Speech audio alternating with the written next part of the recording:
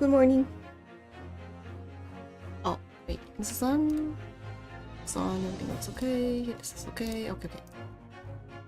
Sorry for the lateness. I woke up and then I realized, man, I need to clean my desk. And there's so many things you want to do when there's a deadline. Just like school, just like tests, just like trying to get ready to work and study. It never goes well. Oh.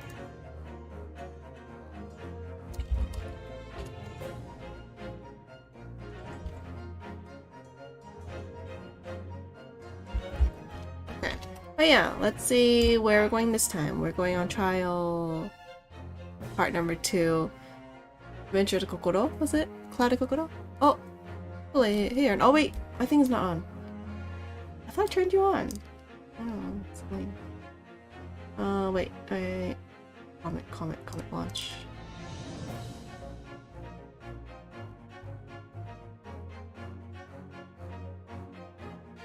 Okay. Hopefully this ends relatively quickly. Need to game some more after. Maybe no time for Yu-Gi-Oh though, sadly. Maybe not. Yeah. We have plans after this. But yeah, let's continue. And where were we before? I don't remember. Please recap for me, someone. Oh, the trial, their witnesses. Oh yeah, the couple was there. Wait, is it on? I think the comment's on, right? Let me test it. Test.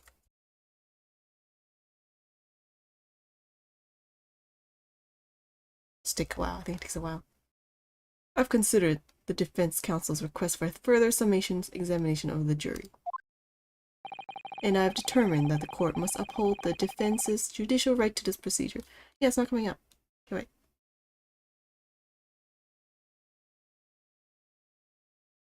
Oh wait, is it just late? Widgets. Whatever, I'll refresh you just in case. And go here. Go here. Refresh. Actually, wait.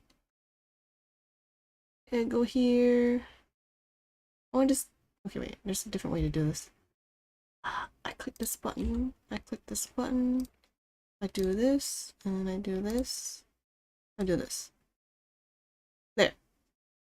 It should work eventually. So, counsel, you will now proceed with your second summation examination. Oh, yeah, the second one. What is this about then? That she's lying or something?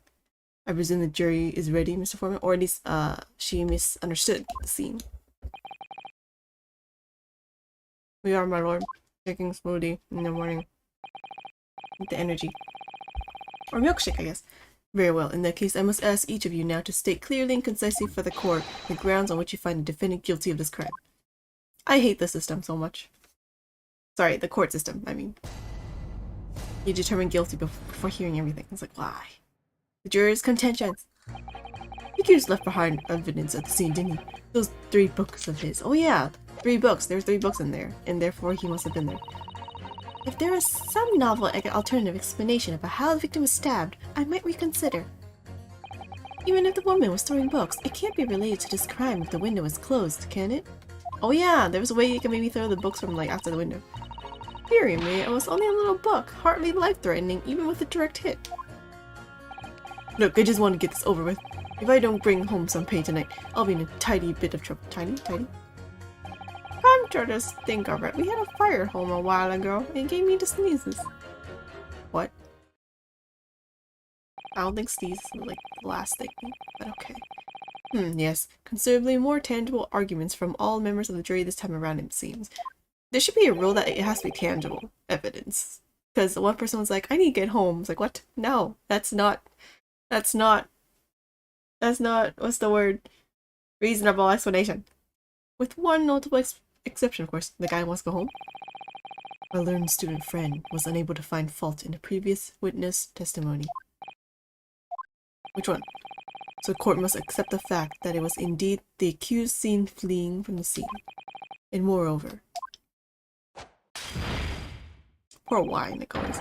No one else is even at the scene to commit the crime. So it has to be him, right? Well, if the eyewitnesses are correct, it would seem as if the conclusion is somewhat set in stone.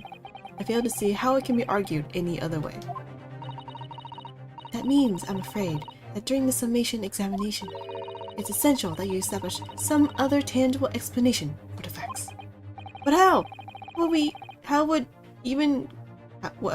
even constitute a tangible explanation here? Something that's obviously wrong, you mean? Contradiction?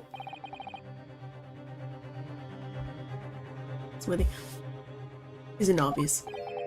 Who stabbed the woman and how? Those two details are all you need to provide. Ugh.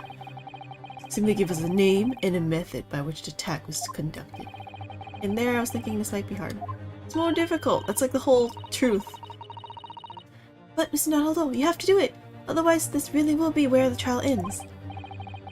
No pressure then. Let me just check if the comments working. Nope. Oh well. If someone... Okay, wait. I'll do this here so I can see both. That's quite enough preamble. Proceed with summation examination, please. I presume you're prepared, counsel. Oh yes, my lord. Alright, Ninosuke. Focus your mind now. Focus, focus. Clearly, the key to the summation examination is what? Proving that she did it? It's going to be juror number 4, the maid. Or should I say Mrs. Garadev, the non-maid. But you have a book that disappeared from the Garadev's house on the evening of the incident. There was. That should be there. So you have to prove that book is actually theirs, right? Maybe his name will be on it. And the 4th book found in the victim's hand. There must be a way to link the two. Maybe he's the type of guy, you know, who writes his name on all his books in the back. I think it's... What is it? Do you ever used to do that? I don't think so. It's a library books usually. If it's a library book, it'd be written on that sheet though. Yes, that's what we have to find. Using every technique I've learned in my short career so far, whatever it takes. That didn't sound like a lot.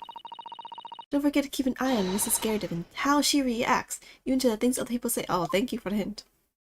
Now I know what to do. Jury examination.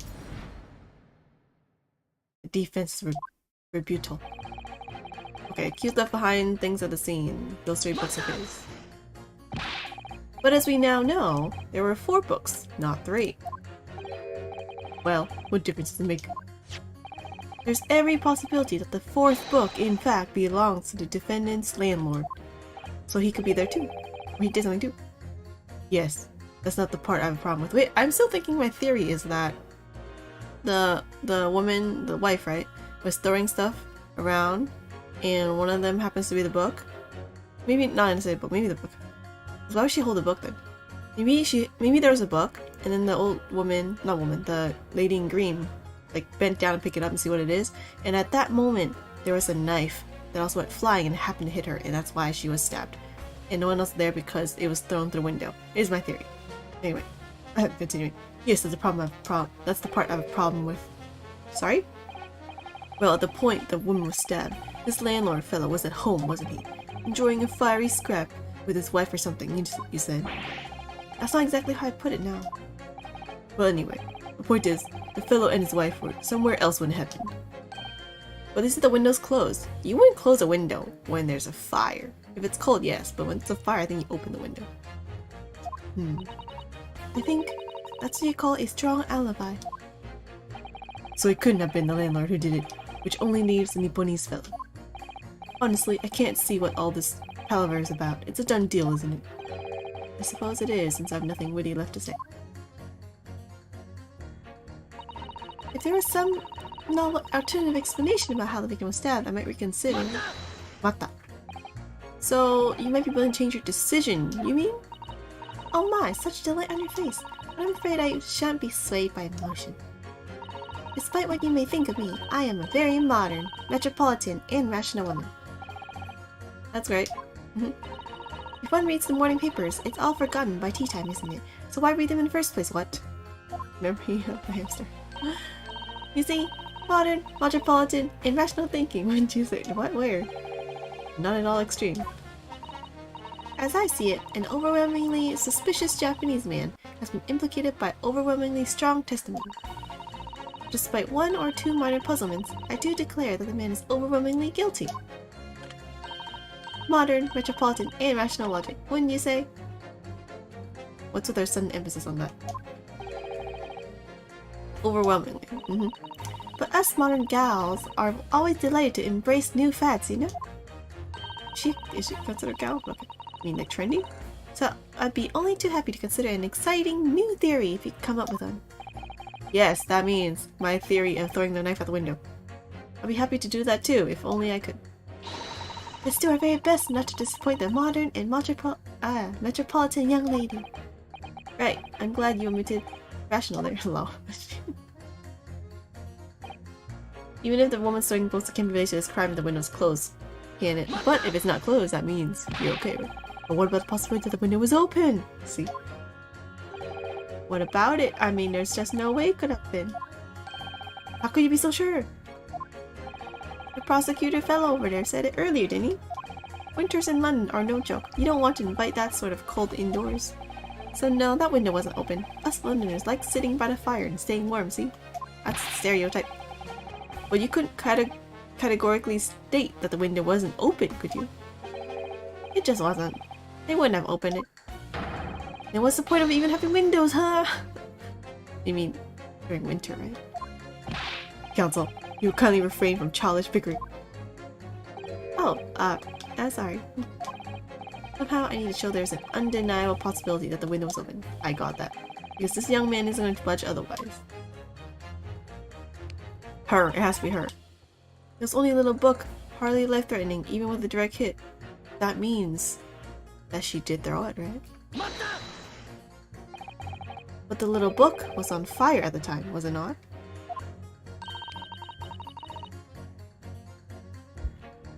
With flames of love. Wait, that's wrong voice.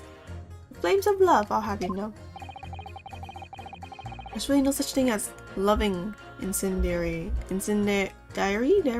bomb. Did she slap the guy next to her? Well, he brought it upon himself. It's playing with fire to portray fiery love, isn't it? Well, don't you agree? Oh, yeah, well, any kind of betrayal is certainly a bad thing, yes?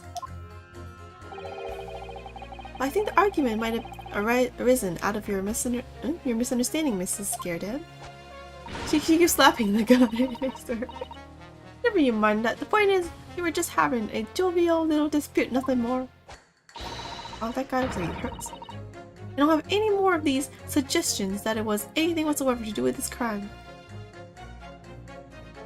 He doesn't look disturbed at all.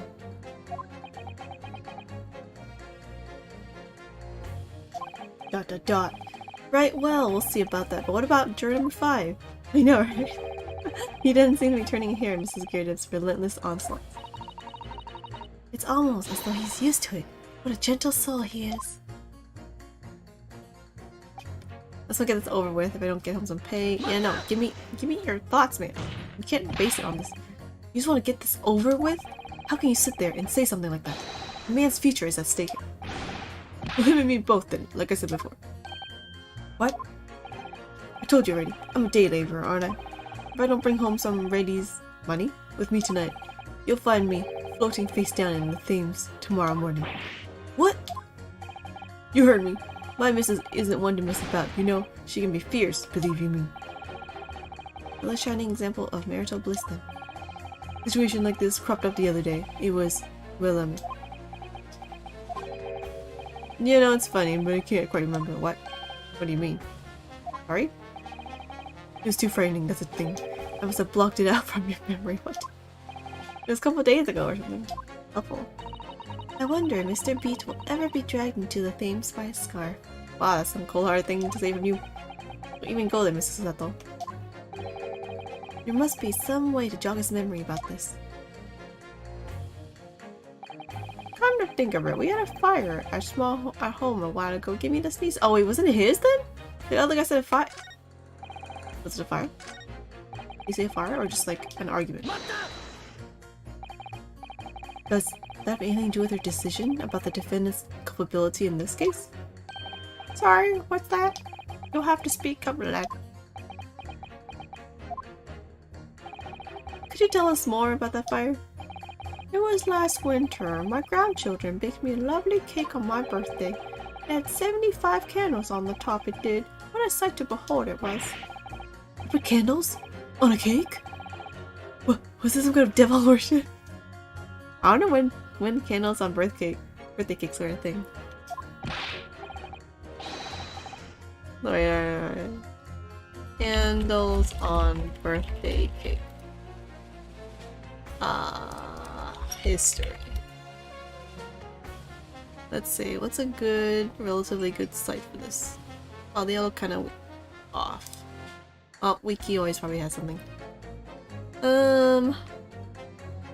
Birthday cakes have been a part of birthday celebrations in Western European countries since the middle of the 19th century. However, the link between cakes and birthday celebrations may date back to ancient Roman times. In classical Roman culture, cakes are occasionally served at special birthdays and at weddings. These are flat circles made from flour and nuts, leavened with yeast and sweetened with honey. In the 15th century, bakeries in Germany began to market one-layer cakes for customers' birthdays in addition to cakes for weddings. In the 17th century, the birthday cake took on its contemporary form. These elaborate 17th century cakes had many aspects of the contemporary birthday cake, like multiple layers, icing, and decorations. However, these cakes are only available to the very wealthy. Birthday cakes became accessible to the lower class as a result of the Industrial Revolution and the spread of more materials and goods. But European culture beginning / Roman culture. And then marketing scheme, right? Interesting. Learn something new. Of course not. It was an angel cake to celebrate my birthday, obviously. It seems that's a common custom here in Great Britain, Mr. Nadahodo. Anyway, I mustered all of my puff to blow them out. Only I must have blown wrong somehow. The flames didn't go out, but candles went flying all over the room. How the heck did you do that? The furniture caught and everything went up. The whole place filled with smoke. So you opened the window, right? Definitely sounds like a devil worship to me. If you hear that, it kind of sounds like it. Everything in flames. And by the sneezes, I presume you mean a cold? How did you catch a cold from a fire? Because he opened the window. See? What a fiasco it was. The grandchildren, bless them, threw water over me as I tried to put out the flames. Oh, the water part? And then because the whole room had filled up with smoke, of course. See? Why would you... Yeah. First thing you'd think of if there's a fire is that you open the window because you want the smoke to get out because you could die from smoke. Unless they don't know you die from smoke. I feel like you should. Since it's straight fire. We had to open all the windows to clear it. The windows. The biting winter air rushed over me like the devil dancing on my grave, it did. I caught a terrible cold from it. It put me in hospital for a while. I won't forget that birthday in a hurry. I knew it was the devil worship after how long. But something about this old man's story is playing on my mind. Yeah, because he opened the windows. Okay, I know what to do. We need to demonstrate who, apart from Miss Natsume, would have attacked the young woman on the street. Oops, wrong button. As well as how he or she could have done it. Yes, but once again, the jurors' statements are full of personal prejudice. A lot of them seem convinced they're right, even in the face of logical arguments to the contrary. Then you need to pit them against each other to force them to accept an alternative explanation. Yes, I don't necessarily need to find contradictions between their assertions, just a connection might do the trick. Alright, I'll see what I can do. If anything stands out, I'll go in for the strike. That's the spirit. Okay, so it would be the window guy, right?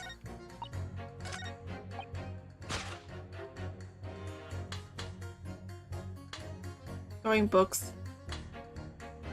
Oh wait. Is it this guy or is it her? She didn't say anything about windows, is she? Let's go with these two. Oh, it's right. You know when right when BGM stopped. These two jurors' statement clearly contradicts one another.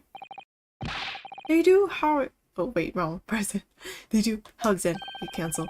Don't point at me again. I told you it wasn't me. Oh, what's that you say? Speak up, lad. Speak up. Juror number 3. Do you see? Oh, me. I see what? I know it. You can't just say, do you see, and expect them to understand what you're thinking. They don't have telepathy. Did you hear juror number 6's account of his birthday celebrations last year? It seems, despite being a Londoner, he once opened his windows in the middle of winter. Well, yes, of course. Oh, wait, wrong with it. Well, yeah, what's his voice again? Well, yes, of course, because it was an emergency. I mean, obviously, if the room was filled with smoke from a fire, then you'd be mad not to open it. Yeah, dude, are you not listening to yourself? Oh! Exactly. On the day in question, at the time of the incident, there was a fire in the Gyakuten household, and Mr. Gyakuten had the following to say about it. The whole place filled with smoke. Oh, my hat! Oh. Oh. Oh. I like how obvious they make it. I used to think it was not obvious.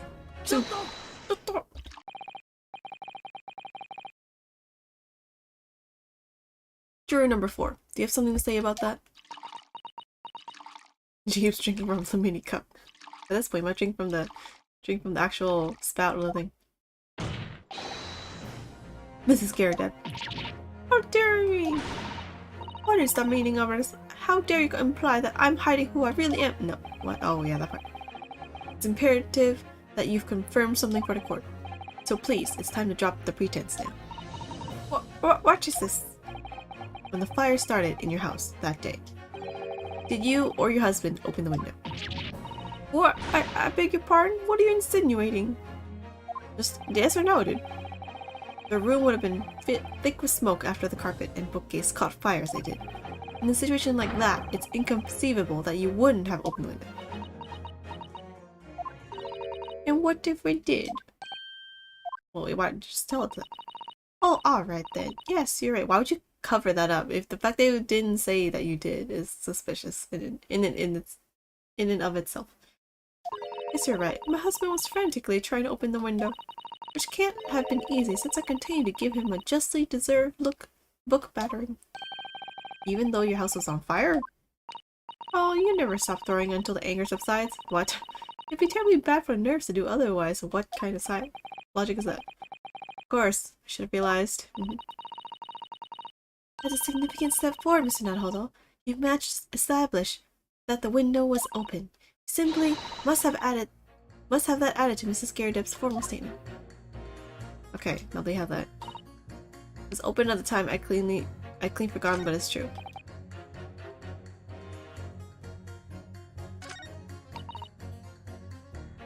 Oh wait, so that works, right? So who do I pit against each other now? Oh wait, do I just press more on it? Press more. The fourth book found on the scene of the crime shows very obvious signs of fire damage. Is that yours, right? Yeah, that's the next point we have to do. And the title of the book is The Lion's Pride. Same title, in fact, as the book that Mr. Gyakuten told us he had been reading. Well, I really couldn't say. On the day in question, did you or did you not throw at your husband a copy of The Lion's Pride that he had been reading? She would say no, right? Or she says yes, I did. But if it's not there, obviously it's over there. It's the first thing I could lay my hands on, so I hurled it straight at him. Now you come to mention it, yes.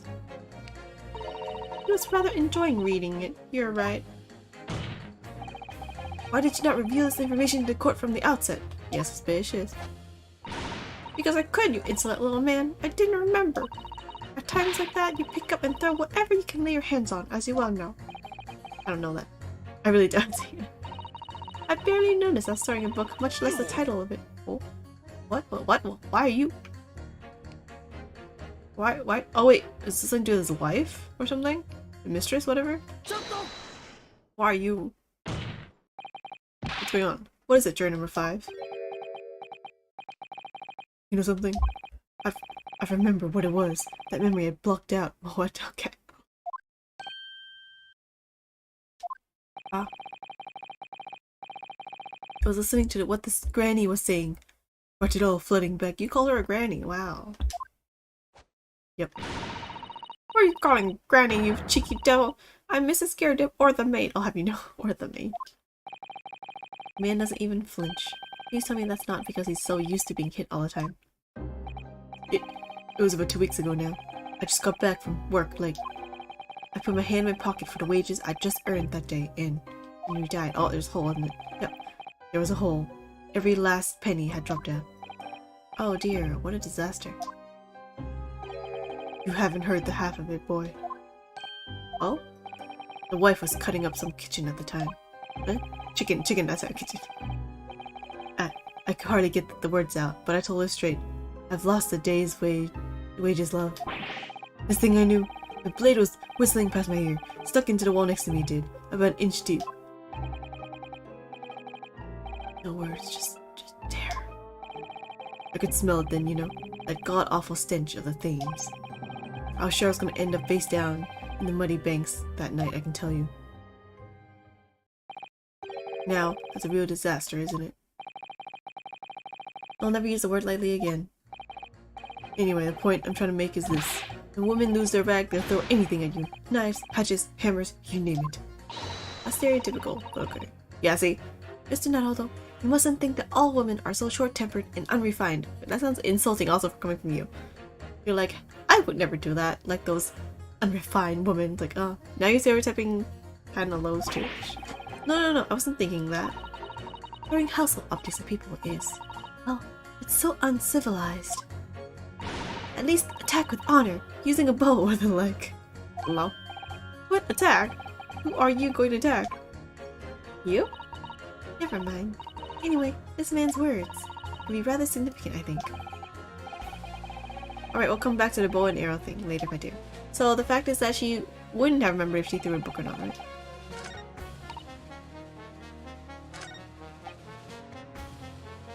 Throwing books. Could have been a possibility. At the point when the victim was attacked on Briar Road, we know there was a small house fire in the Gyaradev household on the opposite side of the street. Well, yes, it certainly seems that way. I don't know what his voice is supposed to be. And on count of smoke, I imagine they would have had the windows wide open in spite of the cold. We also know that Mrs. Gyaradev was throwing flaming books at her husband. Her husband was backed into a corner by the window due to his wife's frenzied attack. Yes, that's right. So there's definitely a chance that one of the books could have flown past the man and out of the window. Only what? Only I can't really see how it could have gone all the way over to the other side of the road, that's all. Oh yeah, see, I was like, is that enough strength? Are you going to do Master Duel today or not? Maybe in the late afternoon. Maybe. Later. It'd be Ace Attorney in the beginning. Yeah. So I don't really see how I can change my decision, really. And if I was gonna do Master Duel, it'd be... I'll have a... what is it? I'll have the... what's the word? I don't even know the Japanese word for that. Okay. I'll have the thing for it. No worries. Or I mentioned on Twitter. So, pick one of those two if you're in. If you just want to like see Master Duel. Might be easier that way. Oh, I see. That wasn't enough? Was it? What is it going to take to persuade these people? But, it's a possibility. Windows open.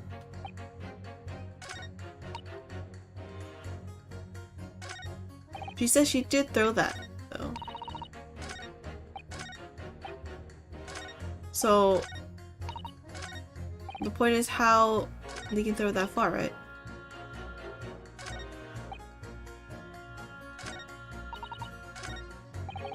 Oh wait, I don't know what you want me to do at this point, wait. But the fact that it did because it's burnt, right?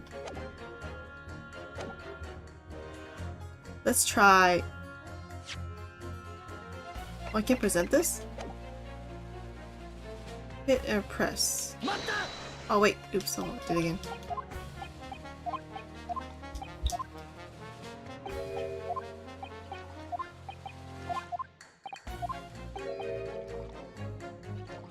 All the way to the other side of the road.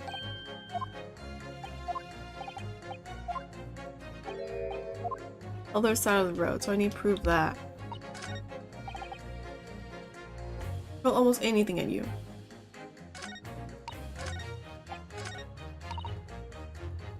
Wait, so she's saying it could have been the book, right? Mm. Mm.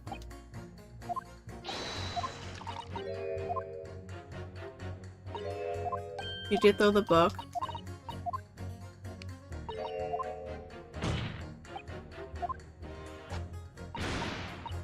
I didn't remember. You throw whatever you can. Much less the title of it, and then right, understandable. Is that the end of it? Oh, there's more. I mean, you can't waste time deciding what to use next, can you? When you feel the way I did, you don't care what it is. You just want to smash into his face. You see where violence can lead, Mrs. Ethel? You should use violence on me. I'm disheartened to think you might believe me capable of such behavior. Anyway, I'm feeling I might have noticed someone reacting. Oh, okay, I already saw that. Wait, do we talk about the guy? This guy? Do we mata him? Oh, I guess we didn't. Your wife really threw a kitchen knife at you? That's right. She's chopping meat with it. A tidy edge on it, believe me. Still, it's all memories, isn't it? It started with that smile she threw me when we were courting. Hurting. And since then, the list of things she's thrown at me has grown along with the relationship. Smile she threw at you? There was a cup, then a glass, then a pot, a kettle, a chair, a wardrobe. How do you throw a wardrobe? A cooker, a bathtub. How do you throw a bathtub? Your wife must be even beefier than you. And things came to a head last week when she threw me right into things. What? She threw you? Still, she's not so bad when she's calmed down. She's a little sweetheart, really. Doesn't sound like it. I'm so happy for you. You want to know what I think? I think this whole idea of ladies first that we're so obsessed with in this country was thought up by some clever lads who've been tossed in the Thames a few too many times by their wives. Law. That's a very interesting theory. What a terrible thought. On the face of it, this Saiban just sounds like a really extreme anecdote. I think it might turn out to be an extremely powerful weapon. Oh, the fact that she could throw it. Alternative explanation here. Oh wait, you're telling me to do that? Thanks for the... Oh, oops. Skip. Oh wait, do we do this? We didn't look at this. So window was open when the Gyarados were arguing that day. Yes, Miss Gyarados had finally admitted to it, which is a very significant victory for defense. If the fog's starting to clear, an alternative explanation to the case is showing itself. Okay, wait, so...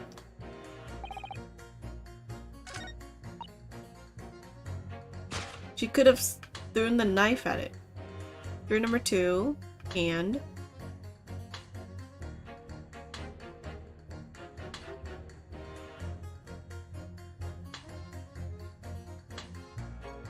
I mean, this technically could be an alternative. The fact is that other guy's wife did throw a knife. Contradiction! If you mean they don't contradict each other, explain counsel at once. Theory number 2, do you think perhaps that this could be one such novel alternative? Oh my, whatever do you mean? It's a different voice, I forget. An alternative explanation as to how the victim was stabbed in the back. What are you thinking? We've demonstrated that the 4th book, The Lion's Pride, that was found on the scene of the crime, originated in Mr. Gyarados' room on the top floor of his house, because it's burnt, right? Therefore, it's equally possible that some other object besides the book could have found its way from the Gyarados household to the street below. It's an unfortunate accident, then. Partly attempt murder, but attempt murder for a different person. What's that now? After all, Mrs. Gyarados could have thrown any number of different objects at her husband. Isn't that right, jury number 4? What are you insinuating now? You're being I'm beginning to think that ever since the true origins of this book came to light, yeah, it's pretty clear. The knife. Perhaps she's had a feeling this might be what happened. Earth. Wait. Wait.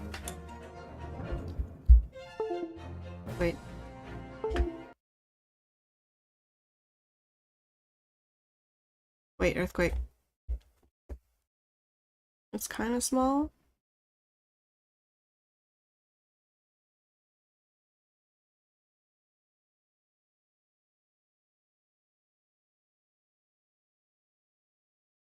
Let's listen to the music.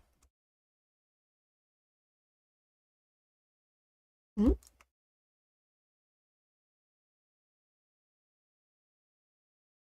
Wait, let me look that up. Or was the earthquake just now? Oh.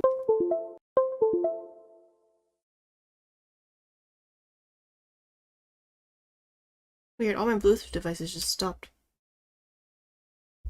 That's weird. Did it get unplugged? Oh, did I unplug it accidentally?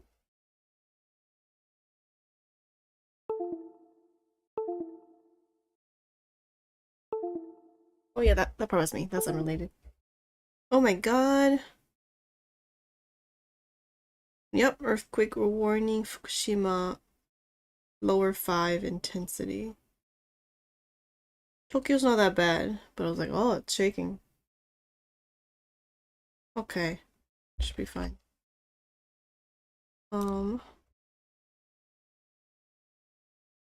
Wait, my devices.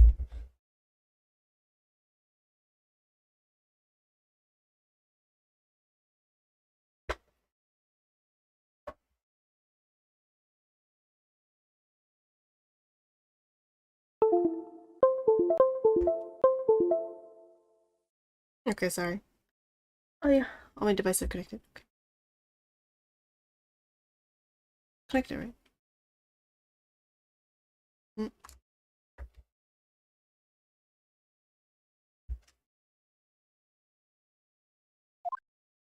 Oh, it is there. I was like, where's the music? BGM stop. Suddenly. Okay. Looks like nothing weird. Or nothing more, hopefully.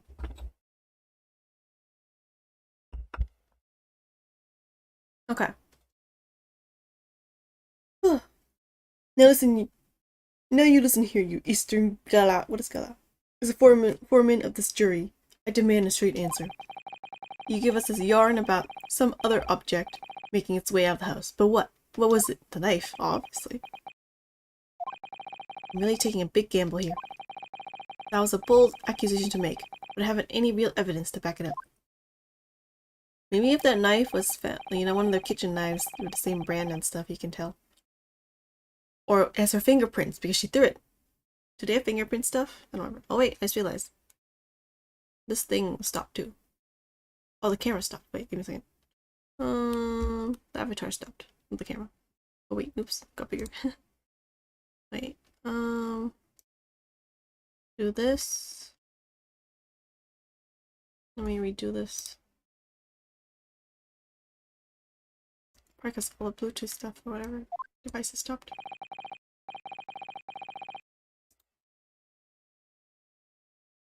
Okay.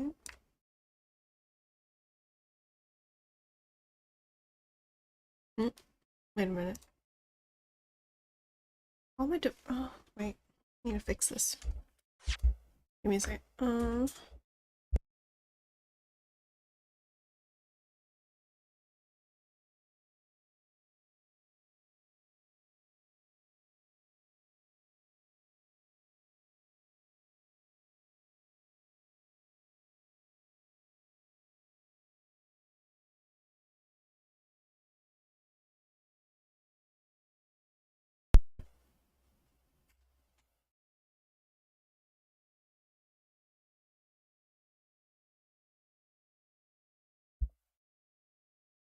Why do things get weirdly unplugged when there's an earthquake? It's weird. Exit this. Open this. Does it work?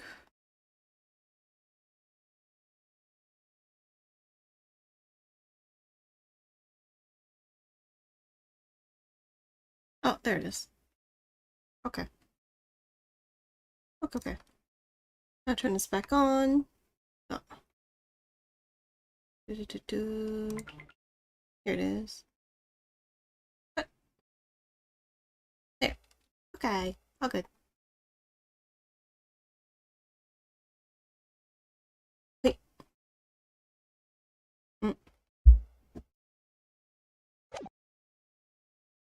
Where are we? Where are we? History. Hmm? Hmm?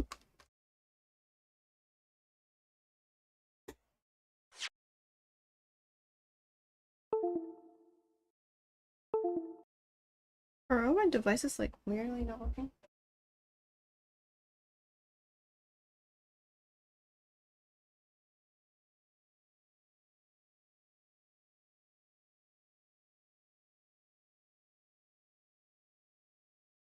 Wow.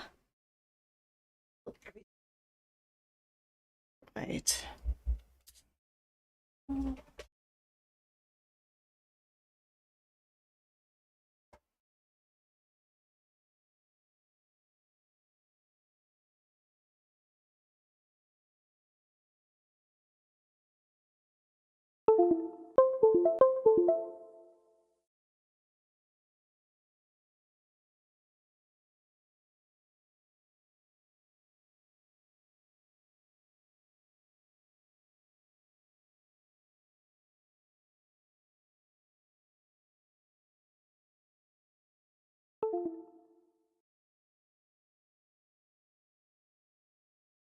They disappeared.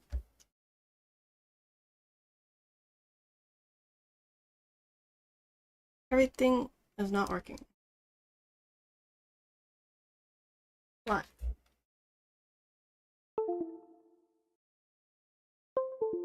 This part's working. Camera stopped again. No camera, the avatar. Ah. Which one is this? This why? Try this one. No.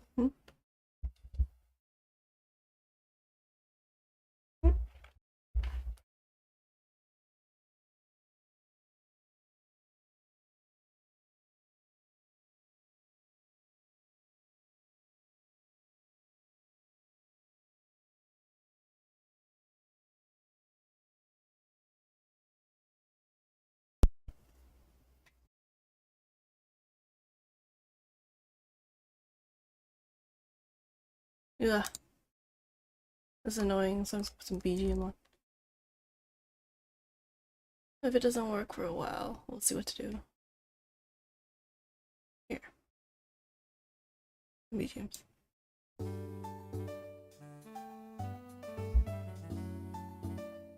Where? Why are you off?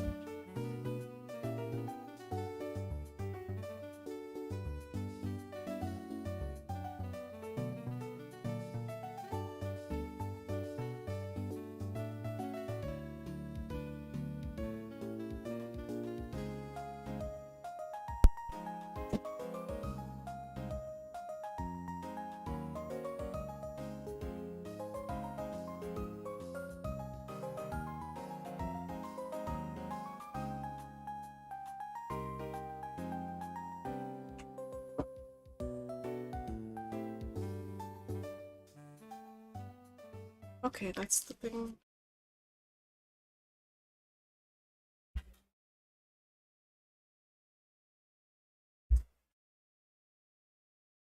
Wait, yeah? Oh, this stopped too. Ugh. Unplugging everything.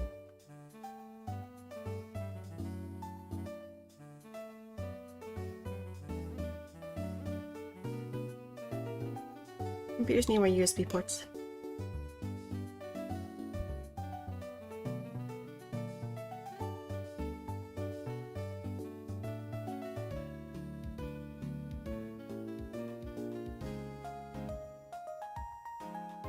Please don't do anything weird after this. Please. It looks okay, but I feel like if I move anything, it's gonna die. Let me fix the setup one day. Okay. Okay, hopefully okay. Why is this not turning on? Ah!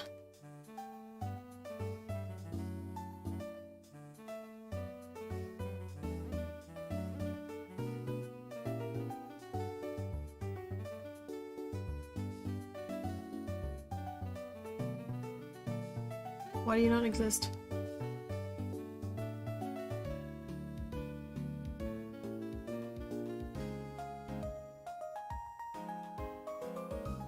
Are you a different name? Or do you just not exist?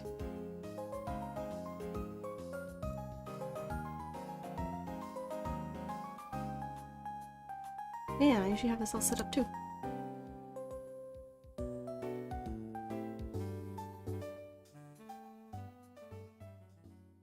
Do I need to restart you? Oh, there you are. Weird. So if I turn you on. Weird. Okay. What was that? Please don't do something weird. Okay, right. Temporarily stop the BGM now. Hopefully it's forever. Please work. Oh, thank you! For now. Because everything's so fragile. What's going on again? People's accusations, some of the object. Okay. Alright, Mr. Foreman, I'll try to explain the defense theory. The other object that found its way from the Gyakuten house to the scene of crime was the knife. Do we look inside it again? What does it say? I forgot. Doesn't say anything. Like who belonged to it, or who it belonged to who, whatever. This one. The knife. Juror number 4, Mrs. Gyakuten. What now? I must apologize in advance for this accusation. But I need you to confirm something else for the court. This knife. Have you ever seen this knife before? Oh! Good Lord Counsel, what on earth are you doing? That's the weapon that was lodged in the victim's back, man. Man, that was weird.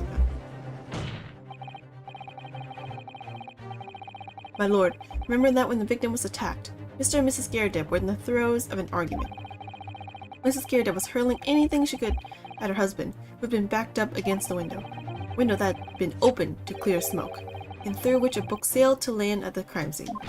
That's true. If you can throw a book there, you can throw a knife there. You can't seriously believe that the book was found in the victim's grasp. Are you saying that it flew out of the window and across the street to land neatly in her hand? No, it probably fell down. She picked it up.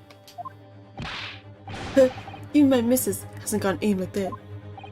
Yes, I admit, there are many details we don't yet understand. But that's the point. That's precisely why you must not allow this trial to end. Not right now. Oh my. Yeah, you don't know truth. Why would you say you pretend you know truth? Mrs. Gyakuten, your answer please. Have you seen this knife before, or not? Has your fingerprints on it. Oh, so it's hers.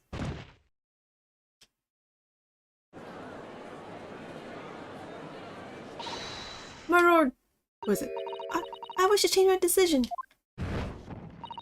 I'm a woman of my word after all. Thank you, madam. Yes, I agree. I certainly didn't see this coming, but I just don't think it would be right for this trial to come to an end with so many unanswered questions. I just realized the thing behind their chair in the back, it's white if for innocent and black for guilty. Mr. Foreman! See, look at it, it's black right now, right behind him. I'll have to agree. Not that I think the granny didn't mind. Oh, and that's white, see? Yes, you know what? I'm not quite happy about this at the moment either. Oh, see? All together now, ladies and gents. Oh.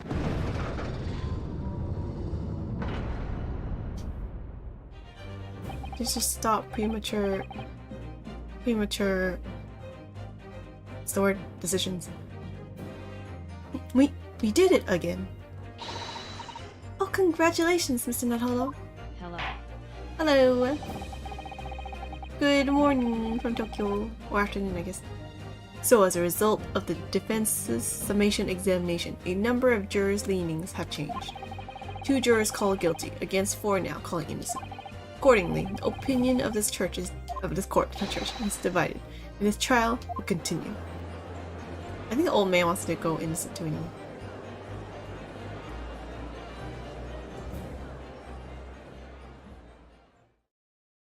I thought I was like, is it over already? Now then, Lord Van Zieks, how does the prosecution wish to proceed?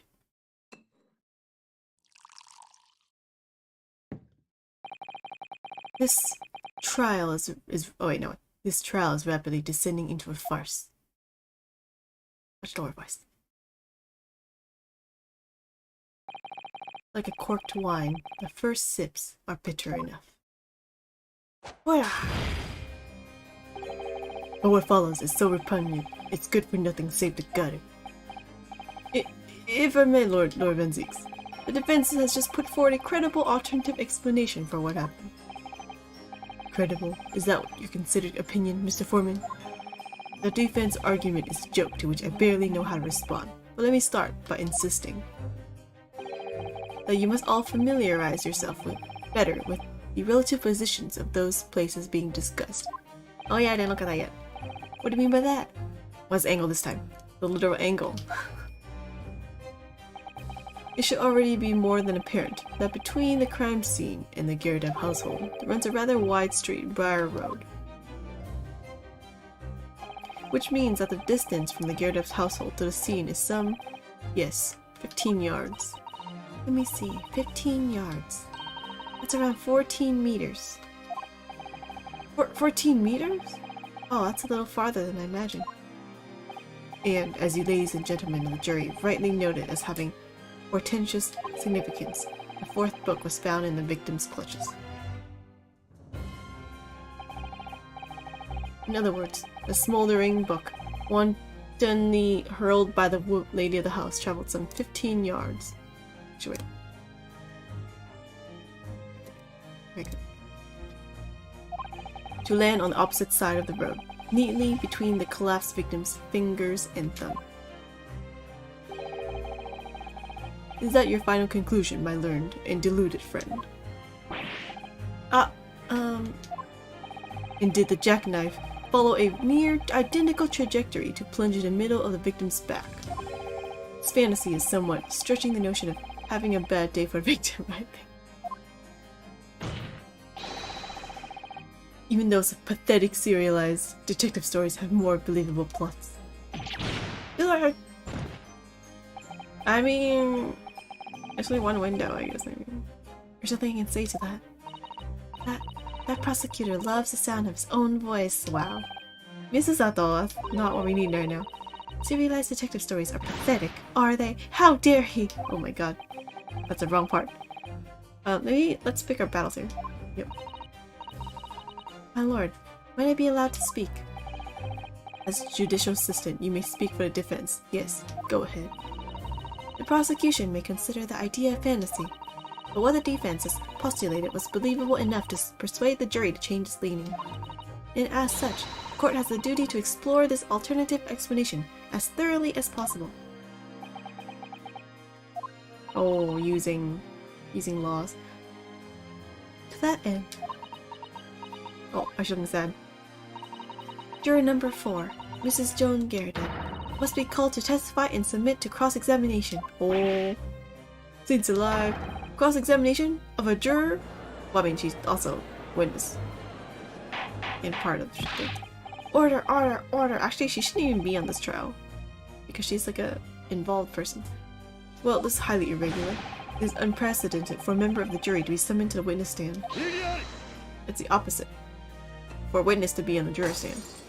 So can you stop wasting wine? And unnecessary. Look, Lord Van Zieks. There are already witnesses in the stand, whose testimony the defense may further cross-examine.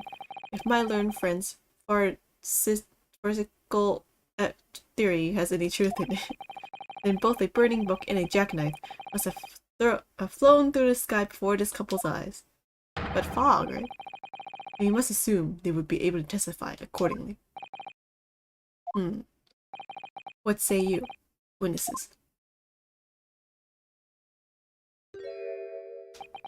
He's sleepy. I don't trust he'll see anything. And the fog was thick. Yes, sir. Constable Rory Beat reporting for duty, sir. Well, good morning, officer. Sorry for dozing until now. Sir, I haven't slept for a month on account of a villain who's appeared on my beat. Stop. See, I don't think you would have known or seen. Oh, they're so heroic, these London bobbies. Patricia, my darling, I've been neglecting you, but no more. Oh, Raleigh, my hero, you make me swoon. Oh. Very well. I hereby reject the defense's request. Wow. Oh. And order the witnesses in the stand to testify again. State forthwith, before the court, any details pertaining to the defense's alternative explanation of events. Yes, sir. Okay. Another witness testimony. Possible beats report. This case has nothing to do with Mr. and Mrs. Gyakuten. Believe me, a London bobby is good for his word. You see, sir, the windows on the top floor of the Gyakuten house are top-hinged casements. Obviously, if anything had been thrown out of the window, you would have seen it. I did leave the scene to go and fetch help, but my trusty Berri was there to make sure nothing was disturbed. I didn't take my eye off the crime scene for one moment. Sir, nothing strange to report on that front, sir. Oh. But she left, but the guy was there. Well, this is startling. Topped hinge casement windows. What does that mean? That detail was not in the police report, Constable. Yes, sorry about that. I must have been a little drowsy. You see, I don't think you can be testimony then. You can excuse your sins with drowsiness every time, Constable. You should just probably stop overworking him then. No, stop! Sorry, but what exactly is a top hinge casement window? And you cannot excuse your ignorance for such trite remarks, my learned friend. Yeah, he's asking a question. Of course, sorry. I found it, Mr. Naruto. Why do you have it in your book? Cast your mind back to the windows in Mr. and Mrs. Gyakut's room. Alright, I'll try. I don't remember anything at all. Lillin remembers nothing. The window opens in order to allow air to circulate inside the house. Oh, what? But as its top hinge casement window, it swings open. It swings open along the upper edge, you see? Can't open it more than that? I'm glad you've rectified your ignorance. The casement window's most prominent feature is its stay. A metal bar which prevents the window from being opened beyond a certain amount. What? It prevents it opening? This is all news to me. Absolutely correct, stop. In other words, if a book or knife were to have been thrown through the open window, you would have clattered against the pane and fallen straight down to the pavement below. Oh, I don't know how- wait, how is this possible? No! My theory! You see the problem then? Good, your education in Windows is complete. There was never any possibility of either the book or the knife traveling 15 yards over the road. That is, unless the window pane had been shattered, something we've discounted already. Was it not? I guess not. That can't be! Did you see that, Raleigh? That young Japanese man just collapsed in agony. Oh yes, my darling, I saw it. I saw how he crumbled before me. Oh, Raleigh, you're so strong. About what? In words? How is this happening? I haven't even started the cross-examination yet, and already my argument's been destroyed. The book was there, though.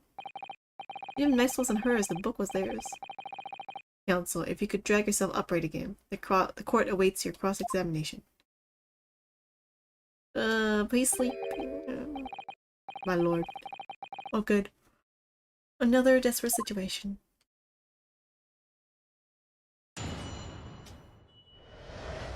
Constable Beats report. Nothing to do with Mr. Gyakuten. London always good for his word. You're sleepy all the time, though. How can you say that for certain? Very good question, sir. And the answer is this. It has the noble founding principles of the force written on it as a reminder to all us policemen of our sworn duty. He showed us that before, didn't he? Did he? Can't say remember. Nope, I don't remember either. To patrol... Oh wait, no. To patrol the streets of London town and uphold the peace of the common man. It's what the job's all about. And that's why I can stand here today beside my long-suffering wife, what does that mean? And tell you a Bobby's good for his work. while rubbing my tired eyes immediately. Sa. Oh, Raleigh, you're so manly. Of course I am, my darling Patricia. Oh, Pat. Oh, Raleigh. Ah. Such sparkles. Too many sparkles. No, none of this is what I meant. I meant, how can you say for certain that this case has nothing to do with Mr. and Mrs. Garrett? Ah, I see, Sa. You should have said that earlier, Sa. Yes, well, so could you answer the question? And then that's when the window was right. This was a waste of time. That's why, Sa. I'll answer to the fullest of my abilities, Sa. There's a surprising reason why Mr. and Mrs. Garrett's domestic dispute can't be related to this case. And then that's when... Before I get into that, Sa, what? Just one thing, what? Oh, that's random. Yes, what? I very much like you and all your countrymen to understand the great British institution of Scotland Yard. As I hope you'll take back some tales of us London bobbies and how we uphold our guiding principles. I wasn't planning on going back just yet. We just arrived here. So to that end, Sa, I'll be happy to lend you my warrant card for your perusal. But I must warn you, you won't be able to get through it without shedding a few tears. Thank you. Oh, thank you. Oh yes, we have a court reward. Or court record. Wait, let's look at it. I think that's important, but apparently that's important. Item 1. The policeman must strive to preserve the peace within his allied beat. Item 2. A patrolling officer is expected to walk 20 miles around his beat every day for the furtherance of community relations. Okay. Principles of policing. Metropolitan police regulations. Item number 1. Any crimes fall under the jurisdiction of the beat in which they are discovered. Okay. Item 2. When a crime is discovered on the beat, I assume it's this one, policemen must assist with initial investigations and help detectives. Is that it? Okay, I don't know yet. Up-hinged cases.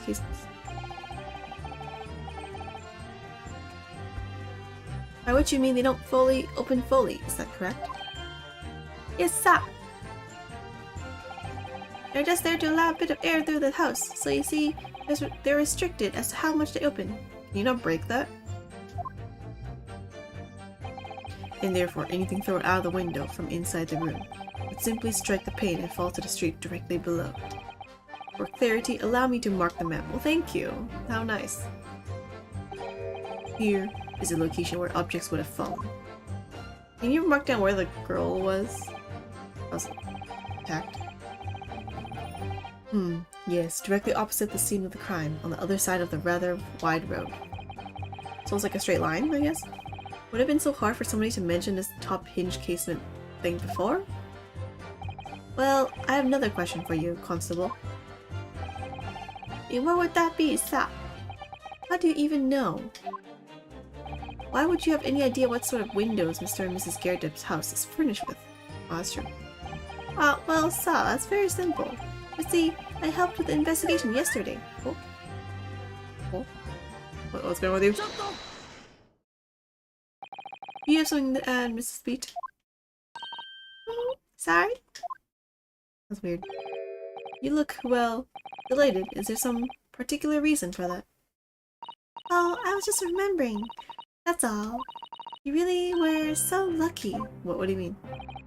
Lucky? What do you mean? He said what I was thinking.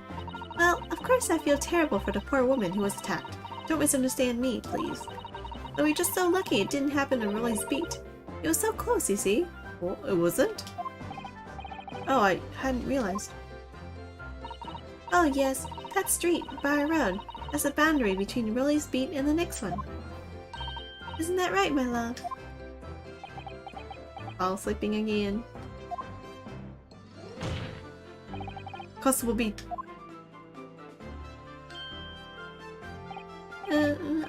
Yes, that's right.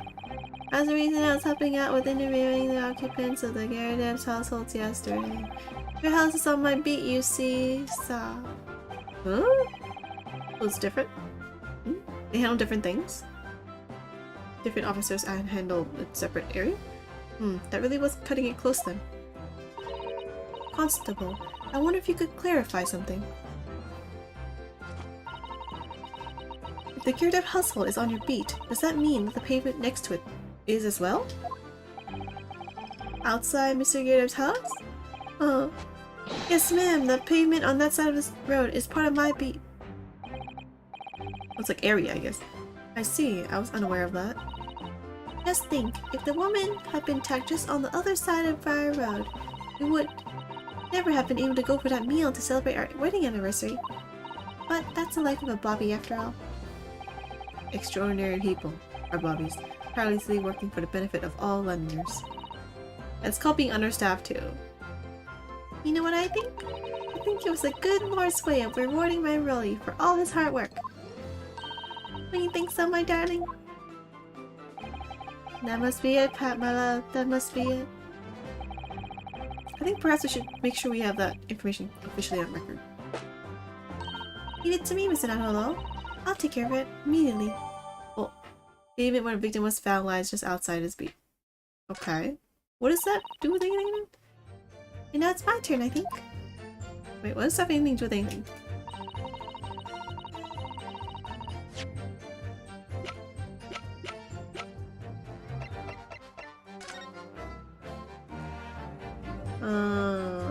East side. Reporting officer.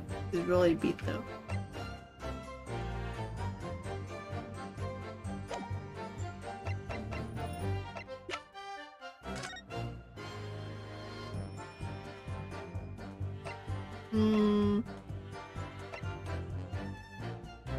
Any crimes fall under jurisdiction of the beat in which they are discovered.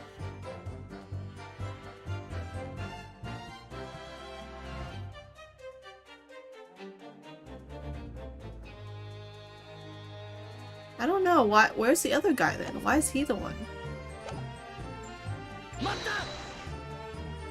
Where's the other officer that it falls under then? But according to my notes here, the sun had gone down already and it was dark. Oh, but Rolly and I were strolling along, gazing at the night sky and looking for our lucky star. Sorry? A star that will guide us to eternal happiness. You still look so poor though. Did it guide you to answer the question? If a flaming buck had cut across the sky in front of us, it would have lit up like a shooting star. If I'd seen a shooting star, I would have made a wish upon it. Had Rolly been an spectre, I would have said, 3 times at least. Of course, well, with the smog and everything, we couldn't actually see any stars. In short, are you trying to say that neither a book nor a knife crossed the sky before you? Yes, sir, that is correct, sir, and as sure as the night sky in London is starless, sir. Starless. So it seemed like they're telling the truth. And then we saw that poor woman fall to the ground, so we ran straight over to help her. I did even see to go and fetch help, but my trusty Rolly was there to make sure nothing was disturbed. Yes, you said that you went to a nearby police box to fetch another officer, is that correct? Yeah, I was trying to make sense of who has to do what. That's right, yes. Or no, that's right, yes. If I had been on Rolly's beat, I would have known exactly where I was going, of course. Don't feel bad, huh? Don't feel bad, my love. You can't be expected to know the location of every police box on every beat. So Rolly told me the way, only I sort of got a little lost on the way. Patricia, my darling, that's why I love you. Your terrible sense of direction is bewitching to me. That sounds like an insult at the same time. Oh, Pat. Oh, Rolly. Oh, please. Please. So, I suppose I was gone for about 15 minutes. But like I said, my Rolly was at the scene the whole time, making sure nothing was disturbed. I was off duty at the time, of course, but a true Bobby is never really off duty, so. I didn't take my eye off the crime scene for one moment, so nothing strange to report on that front, so. What that? Nothing to report? That's correct, so. And my eyes open, wide open the entire time, never looked away for a second. That's a lie, you have to blink. No one else approached the scene and nothing was removed from it. I can swear to that on the yard's honor, stop. Really? That seems a little strange. Wait, what part? Beg your pardon, Sa. Strange, Sa. Seems altogether regular to me. This burnt copy of Lion's Prayer was originally in the Gyakuten household. Oh yeah, that's true. So the question remains, how did it find its way into the hand of the victim if she didn't throw it? It was something she had before then. Can you shed any light on that, seeing as you were at the scene of the crime the entire time? Aha! Could it be different copies, Sa? One that just happened to be burnt as well? There's that too, I guess. Even if that were possible, why would the victim have been gripping a book like that in her hand? As we can see from this photographic print, she had a bag over her shoulder. I assume it fell down and she dropped it. It dropped and she picked it up still. So that there. Well, Sa, that book was in a lady's hand from the moment we arrived at the scene. Is that so? There's something about this statement that's not sitting right with me. Wait, which part? The two mysteries of how that knife ended up in her back and how that book ended up in her hand. There must be some common thread between them. Unless she went to the place beforehand. Oh wait, what? Can I ask you something, please, Mr. Lawyer, sir? Oh, yeah, yes, of course. What is it? You're doubting us, aren't you? I can tell. What? I wasn't really, I mean, what was she doing? Please, just because I'm a woman, it doesn't make my testimony any less valuable. Not that part, dude. You might just see me as the wife of a policeman, but I'm a woman of my word, I am. I really don't remember ever suggesting that I doubted you. No excuses, I don't want to hear it. My voice will be hurt. My lord... Wait, I remember. Oh, yeah. My lord, you let me speak, won't you? Yes, Mrs. B. I'll allow you to supplement your testimony if you so desire. Oh, thank you. Sometimes the path of least resistance is a sage one. That's a very loud mutter. I heard that. The Japanese man thinks a woman's wife's word counts for nothing. Does he? No, that's not the part. I think your whole testimony had misunderstandings. That's what I think. But watch out, sir. I let you get away with something like that, but my Raleigh won't. He's sleeping, though. Duly noted, Mrs. B. Please, I humbly ask you to continue. What could she possibly be about to say, I wonder? Whisper, whisper. I know what I saw. My eyes never let me down. My sense of direction is a little off sometimes, though. So she added.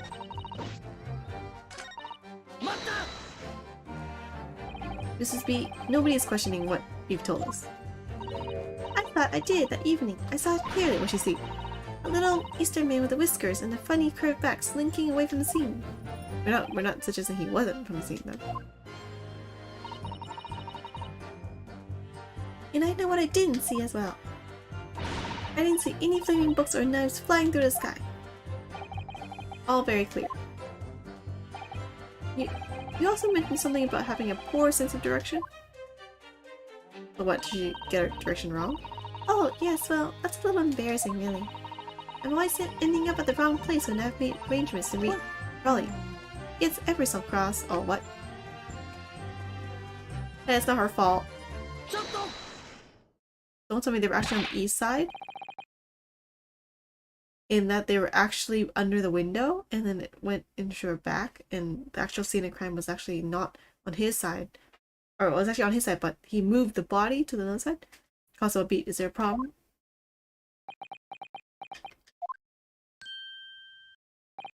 No, sir. No problem, sir. Did your wife's remark just now bring something to mind, perhaps? Oh, well, in a way, sir. Yes, sir. I was just remembering that the same thing happened that evening is all. What? Wait, what happened?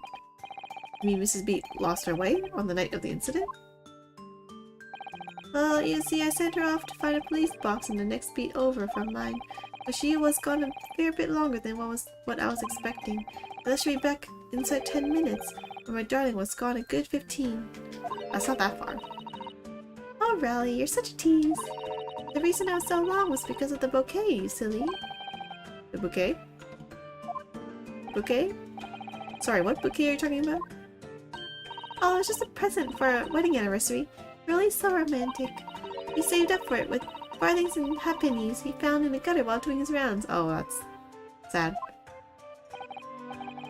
Yes, how romantic. I forgot all about it until just now. Had you, my darling? Why is he... Yeah! Oh, yes. Wait, what's going on? But that was just between us. Oh, is there something he's not telling us? That's actually on his beat. Not talking about to anyone else, darling. You have to promise. Really? What? What was that all about? Also, Beat looked very obviously troubled during that exchange. I'm afraid I can't offer any useful insight, Mr. Naruhodo. But I'm quite sure of one thing. I'd ask Mrs. Beat about the bouquet. Yes, we do. Mrs. Beat, this bouquet you just mentioned, I'd like you to add details about it to your testimony, please. I feel we get a rejection from the prosecution. Oh, really? Yes, I'd love to. Oh, he's not gonna be like, this unrelated to the case. Don't bother. What happened was, I dropped my bouquet and ended up losing my way for a while. Oh, it's a different. Okay. I'm gonna take off my lies so they're important. Nothing's changed. Okay, go back.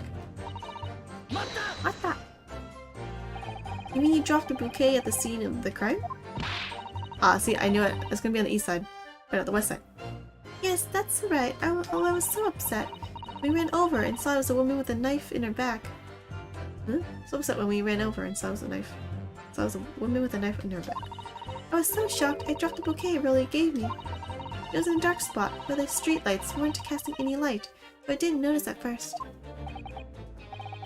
And then... there's no lights. There's no lights. That's not the east side. East side they said there were lights. I think.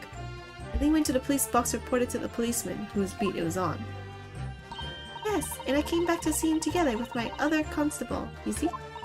That's when I spotted my bouquet again. But the funny thing was, when I went to pick it up, it was nowhere near the victim's body at all. Oh, see, they moved the body. In case you need reminding, Mrs. B, the victim is not deceased. Alright, he's not dead. I was all flustered for a moment before I heard a voice calling me from the other side of the road. Your husband, presumably? Yeah, he moved the body. That's right, silly me. I fell over to the wrong side of the street.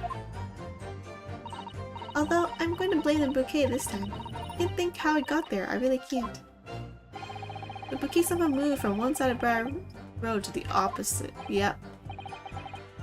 Curious indeed. Isn't it? But the worst of it is, I forgot to pick up the bouquet up again when we left the scene. That beautiful rose really bought me, with that change from the gutter he spent so long collecting. A bouquet. Oh, they have evidence where it was? You perhaps mean this sorry solitary rose? Also a bouquet. Oh, yes, that's it. That's the bouquet really bought me for my anniversary, with old bits of change he found in the gutter. Maybe just call it a rose. Tell us, Lord Benzies, where did you come by the flower? Oh, it'd be by the west post underneath the window. I'm calling it now. According to the report by the police officer in charge of the crime scene investigation, it's found on the edge of the pavement in front of the Gyakuten household. See, I knew it. That's a real scene of the crime. Everything's solved. I know everything now. In front of the Gyakuten house? Although it wasn't noticed until the morning, as it lay where the street lamps cast no light. It was believed to be of no relevance to the case, since it was found on the opposite side of the thoroughfare. Oh, thank you, sir, thank you. Can I have it back now, please? Nope, it's evidence. No, I think for good measure, this rose should be added to the court record as evidence. Oh. Anniversary bouquet. Shock of seeing the stab victim caused Miss B to drop the rose where she stood. Yep, that's what happened. But it's a symbol of our love. I want it back after the trial. Do you hear me? I want it back. Good grief. Rest assured that I shall do my very best not to forget Mrs. B. I take my eyes off the crime scene for one moment. Nothing strange to report. I don't know, man. It moved. The body moved. Nothing to report. That's correct, sir. I had my eyes wide open the entire— oh wait, I saw this first. Oh, that's fine. Saw this already.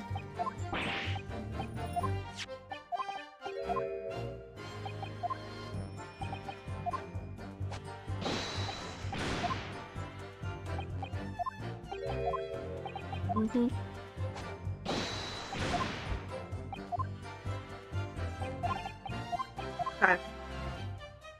But what evidence to use? What do you make of all this? Yes, the whole idea of an invisible attacker has been troubling me all along. I believe I'm starting to get a picture of what really happened here now. I do too.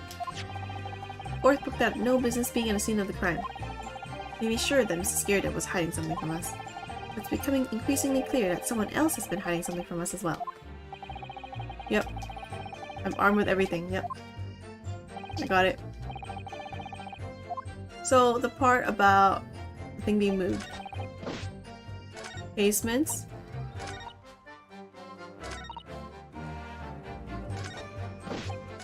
Ah, stop. I went too far.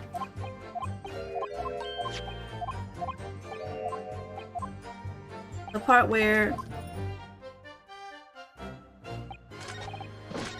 I don't know, maybe it's... Is it the bouquet? Or is it the... Ah! I need to stop. Wait, maybe it's the bouquet part and then I would say that... With the map where it was... dropped. Therefore, that's the scene of the crime.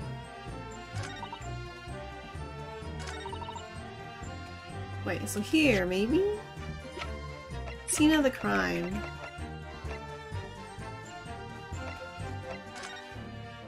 It was over here, but the bouquet was actually over here. Which doesn't make sense. You dropped it where... You stood, so maybe try this one? Wait, let me save this because I feel like I might be the wrong part. I know what I want to say, but I don't know if it's the right evidence. Yes. Go back, okay. You dropped it, right? The map. Nope. Medium has not stopped. Nope. There's nothing striking about it. Ah, wrong part then. Wait, is it not this one? Is it the other map? Was there another map that he posted? No. It could be the instant report though. It could definitely be the instant report. Oh, this part.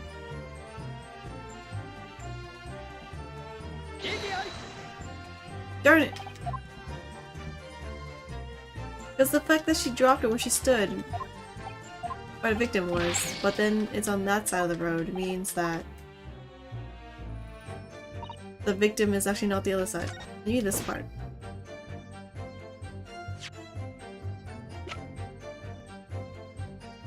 Yeah, but the rose moved, right? She said nothing strange to report, but the rose moved. That is all. That's weird. Oh, there it is. I was like, which one is? You claim, Constable Beat, there was nothing to report in the 15 or so minutes you were guarding the scene. But that cannot be, because it moved.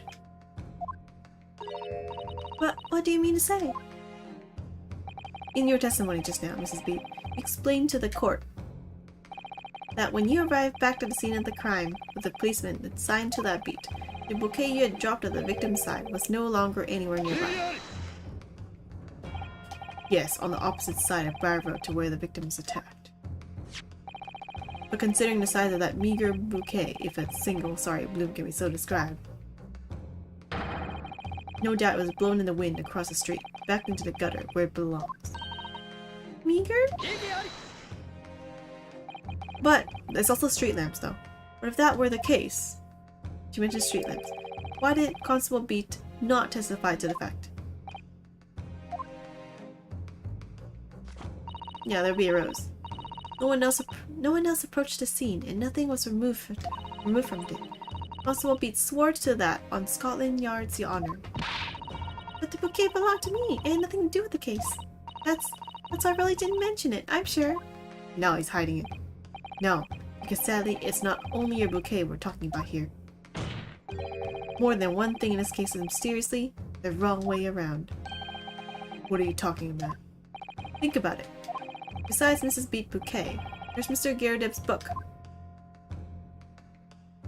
Mr. Gyakuten copy of The Lion's Pride, which was thrown out of the window by his wife, would have struck the pane of the casement window and landed here on the west side of the street. Yep. And yet, the body was found over there on the right side. It was actually found here on the opposite side of the road, in the victim's hand. Meanwhile, according to the testimony we've heard, Mrs. Beat's bouquet should have been dropped here at the scene of the crime, on the east side of the street, because that's where she said she found the victim. But in fact, it was over here. It was actually found here on the opposite side of the road, in front of Mr. and Mrs. Garrett's house, which means that the body must have been moved. There's no logical explanation for those things. Unless somebody deliberately moved them. What are you trying to say? The way you're talking sounds like you think my Relly's done something wrong. Why don't you listen to a word that scrawny lawyer says? Wittering on about books and bouquets. Why should we care? It's nitpicking, that's what it is. Oh good, Mrs. Garredeb's come round. Has she finished fainting?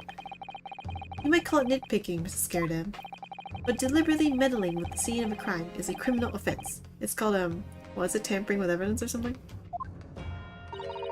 Tampering? Mr. Naruto. Oh, that's correct. But the person responsible for this tampering cannot admit to it, for a very subtle but compelling reason, because he didn't want the body to be found on his side of the beat or something, right? He doesn't want to work on it. Tampering. You've barely heard the term before.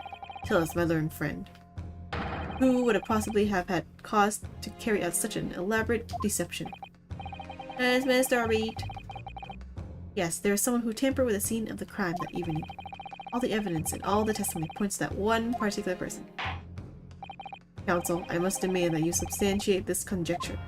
Who are you saying is responsible for tampering with the scene of the crime? You! Obviously, there's only one person it could have been. Done! Constable Rolly beat. It was you. What? A policeman? A member of Scotland Yard? What nonsense! Why would my Rolly do something like that? There's no one straighter than my husband. Nobody works more tirelessly for the people of London. Mrs. Beat, you said in your testimony that your husband asked you to go to a nearby police box to fetch the officer on duty. 15 minutes that you were absent from the scene is the only opportunity anyone had to tamper with it. True. You're making it up. It's all nonsense. It's all lies. What about that Japanese man with the whiskers? I bet it was him. He did it. No. Your husband said that there was no one nearby. If that was true, Constable Beat would have seen him do it. So this means he saw him do it, or he's lying. And he's lying. Or he's lying and he did it. Oh. And forgive me for pointing it out, but when you dropped your bouquet, Mrs. Beat, it was after the defendant had fled the scene. Well... First you make accusations about the landlord and his wife, and now you incriminate a policeman as well. But your accusations lack one very important thing. Is it evidence? You claim the crime was tampered with. But there is only one reason anyone would commit such a reckless crime: to hide something. Oh yeah, I have the evidence for that. That's right, he's right. But my husband and I just happened to be there, that's all. So why would we have anything to hide? It doesn't make sense. You offered no motive for this alleged tampering, and until you do, your accusations are nothing but empty threats. I have a motive. Constable Beat had a very good reason for wanting to tamper with the scene of the crime. That's the key to this entire affair. So now, have you managed to solve this mystery? Counsel, you have made a very serious accusation against a London police officer. If you are mistaken, I'm sure I need not point out that your reputation as a lawyer will be irrevocably damaged. With that stark warning in mind, he will now explain to the court the motive for his alleged tampering. Yes, my lord. I got it. It's that thing in the handbook that says if it falls on your beat, then you have to take care of it. He probably wanted to do it for the wedding or something. He's like, no, let's celebrate our wedding together instead. Also, his beat motive for tampering with the crime scene was to hide where the victim fell. Where the victim fell to the ground. That is what this Bobby had to cover at all costs. What? Where the victim fell? You mean where she was attacked? What are you talking about? We told you at the very start, didn't we? On the pavement of Fry Road. We saw it happen, remember? But which side? It was right here, as if anyone didn't already know. That's certainly what everybody has been led to believe. But in fact, that isn't what a victim was stabbed at all. What? What? She looks so poor with her outfit. All those patches. I'm beginning to wonder where this tumultuous trial will end, Counsel. If that's your assertion, then the court is dying to know my Nipponi's friend. Where was it? Where are you proposing that the crime scene actually took place that evening? Wait, I literally just said this like 3 seconds ago.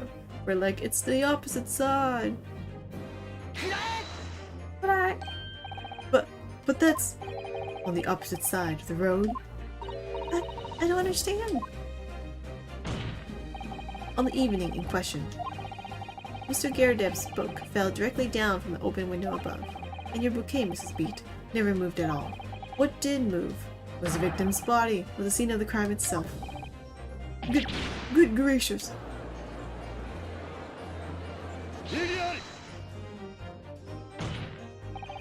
Perhaps you haven't been listening to the ample testimony that the court has heard.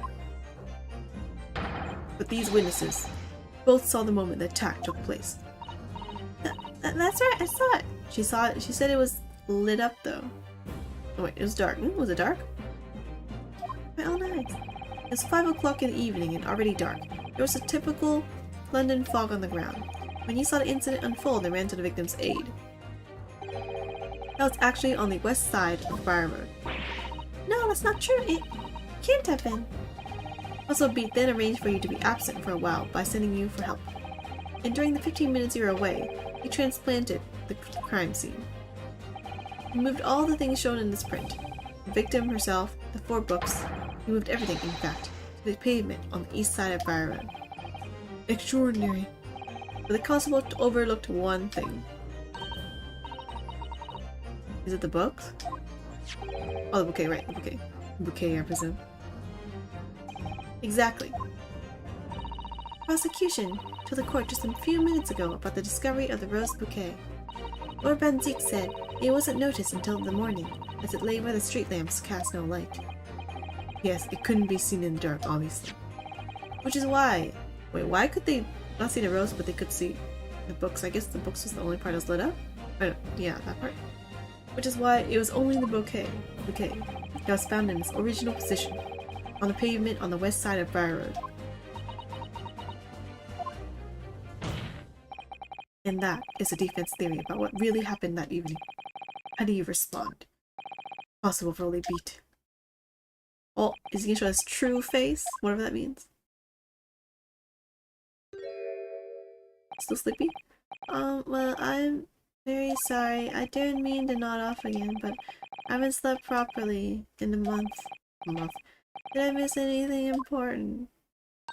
Oh, really? It isn't true, is it? What that lawyer said is all lies, isn't it? He said he was sleeping. I know it is, because you're the most upstanding, righteous man I know. Is how he got you to marry him. I had a dream. Terrible dream. All the things I did that night. Everything come out. Everything exposed. Oh, so you did something. You admit it? Only it seems. It wasn't a dream at all. Oh, he admitted it. Good going. Order. What on earth is the meaning of all this? Oh, really? Why? Why would you do something like this?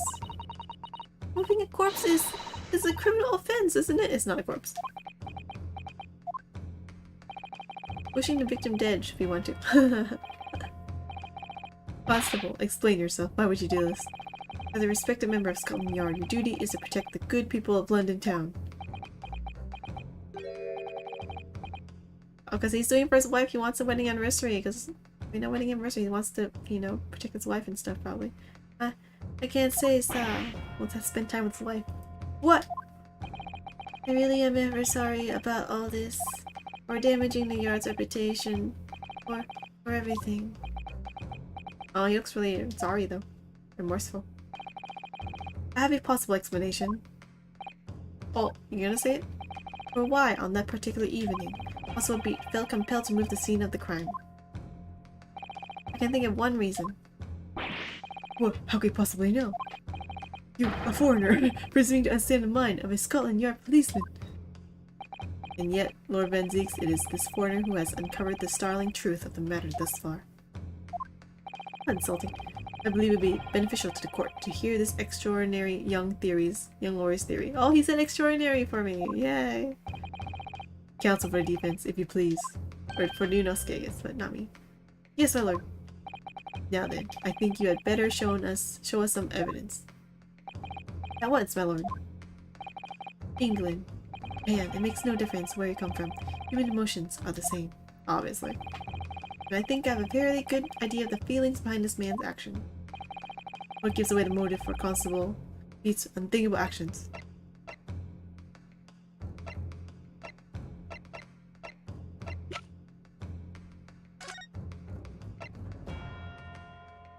Oh wait, is it this one? I mean, technically it's the wife, but like, let me save this. Save. Save. Save. Save.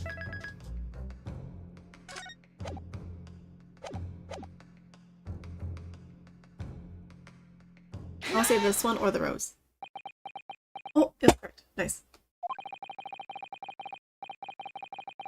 I realize that I'm a foreigner in this land, and I have only just arrived from Japan, which is why all this information about London's so-called bobbies is completely new to me.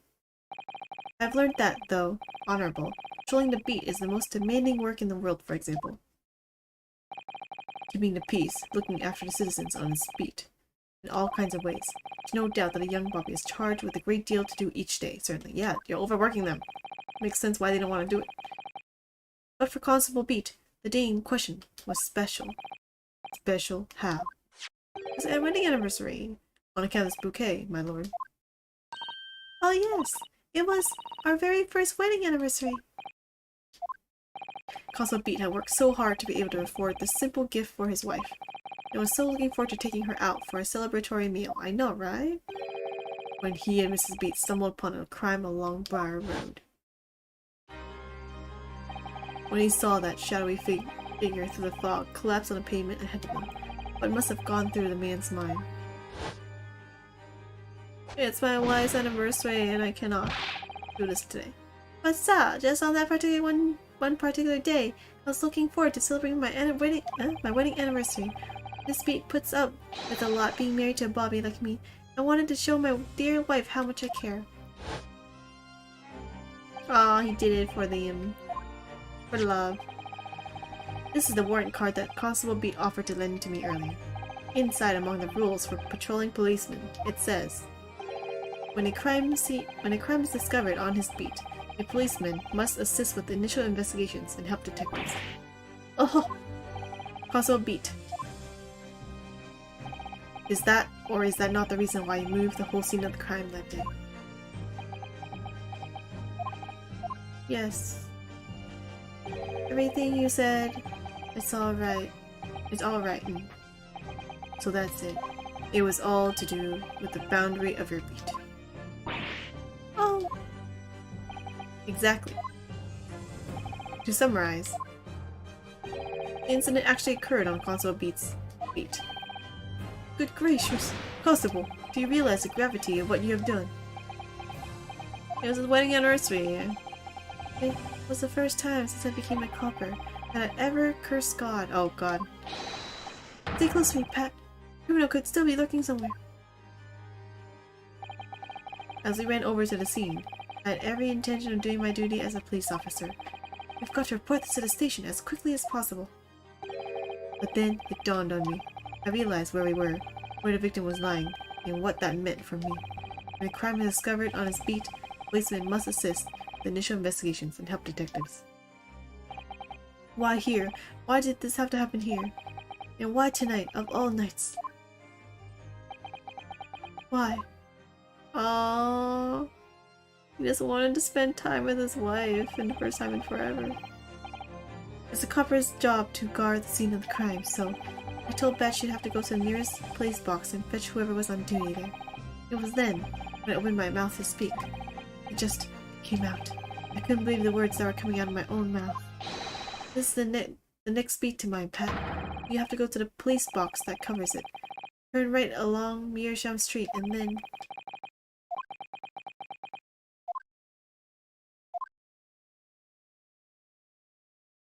Yeah. Moral of the story. Don't overwork your workers.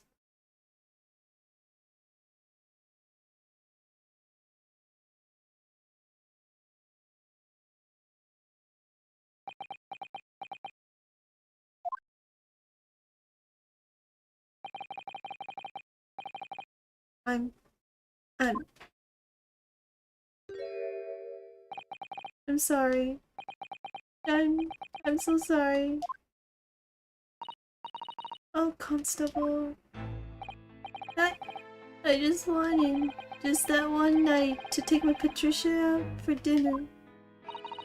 Oh, really? Just that one night. You knew what that if incident was on your beat. Evening celebration would be ruined. And so you decided to move the entire crime scene outside your jurisdiction. I think she would have been okay if, you know, you moved the day. Some things can't be helped. So it's like not too much to like commit a crime for, I feel like. I think she'd feel worse if you committed a crime for that. Just across the street to the east pavement of Bar Road, which falls under the neighboring Beats Cure? You see, I thought, well, I was sure the victim was dead. You see, oh, you thought the victim was dead. I beg your pardon.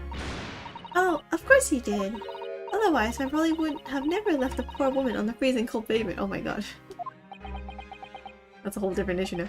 Oh, I see you mean.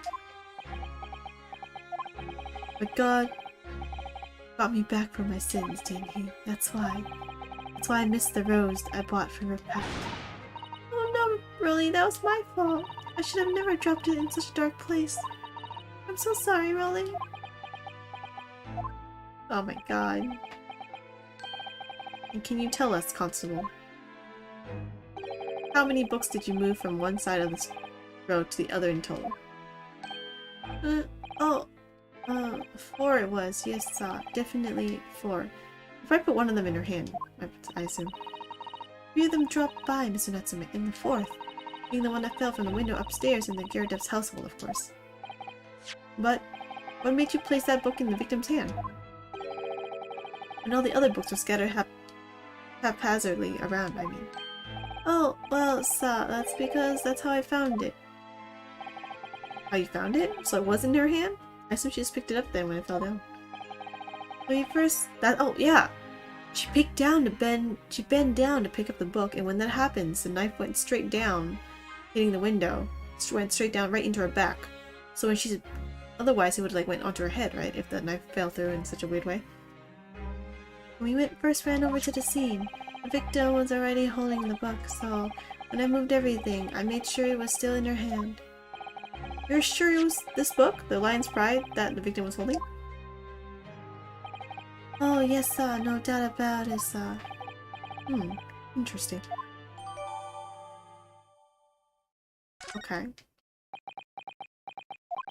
I thought it was an open and shut case at the time, you see. There were only the 2 people at the scene, and Pat and me both saw it happen. However, which way you looked at it, it had to be the fellow who ran off who'd done it, I thought. I mean, I guess. I couldn't see the harm, really. I didn't think moving it all over the road would make a jot of difference. I suppose this is it for me now. I've had it. Oh, he just wanted to spend wedding anniversary with his wife, though. My lord. Yes, Lord Venziques. I believe that concludes the cross-examination of the witnesses. Oh, he's ending it here? Constable, you may withdraw. Yes, sir! Mr. Prosecutor, sir? What will become of my Rolly? What will happen to him? For now, you're free to go home. Police will contact you in due course. I hope that means lenient for him. Please don't punish my husband. This is all my fault. It's because I'm always moaning at him for coming home late. Even now, Pat, let's go home. I'm tired. Alright then, my love. One last thing, Constable. So, let this be a lesson to you. In a criminal investigation, every detail matters, however insignificant it may seem to you. Yes, I hope that means he's he still has a job. I don't know, he was hardworking, I guess. It's overworked. Stop overworking your people, man. Have that lesson in your mind. And never again make the mistake of tampering with the scene of a crime. I never again saw you. You mean to say? Leave now. This trial's not yet over. Sir. Aww, he has a soft heart for people who are kind of innocent, kind of. I mean, technically he did tamper with the scene of a crime, but still. Well, quite a startling revelation, I must say. Whoever thought of a third party transplanting the entire scene of a crime like that? Indeed, my lord. Nevertheless, there are some immutable facts here. Principally, that the accused, Mr. Soseki Natsume, is the only person who could have possibly committed this crime. No, that's still... Oh, dude, that's not valid anymore. No, I disagree. Now that we know the true scene of the crime, there is someone else. Another person who could be responsible for the knife in the victim's back. Forgive me for being presumptuous, but I believe the prosecution is probably well aware of this possibility already. Yeah, I know, like, stop. You're obviously just denying stuff you don't want to admit. Lord Van Zeeks, is this true? Yep. Very well. Name the person, if you will. And further investigation is warranted. The prosecution has no objection to the trial continue. Hey, he's actually a nice person compared to, like, what's it, Van Karma? He doesn't, like, object to all the stuff there. Like, I want to do this, and they're like, it's not relevant. No. This person. Now she's back in. Defense would once again like to request the cross-examination of a new witness, my lord. Once again? My assistant made the same request earlier. In order to finally reveal the truth about this case. It's imperative that we cross-examine juror number 4, Mrs. Joan Garrett. Me? Oh, dear me. Oh, there's objection. That request has already been denied. Nope, that's denied based on the fact that she couldn't have did it, but now it's different. Yep. The situation is very different now. Mrs. Garrett, answer me this. What do you want now, you little toad? At the time of the incident, you were engaged in a violent argument with your husband, Mr. John Garrett. In the course of the argument, a minor house fire was ignited, and to clear the smoke from the room, your husband opened a window that looks out over Briar Road. Well, what of it? You threw this book at your husband when he was cornered with his back against the window. Upon striking the pane of the open top hinge casement window, the book plummeted directly down, finding its way to the victim. What we now know to be the true scene of the incident. Yes, and as I said, what of it? The knife could have did the same thing. During the argument, you were beside yourself with rage. As such, you threw not just books, but anything you could lay your hands upon. Dude, it should have been obvious ever since we knew the true scene of the crime. So, let me ask you one more time, Mrs. Scaredad. This knife, the one removed from this victim's back, have you really never laid eyes on it before? Oh.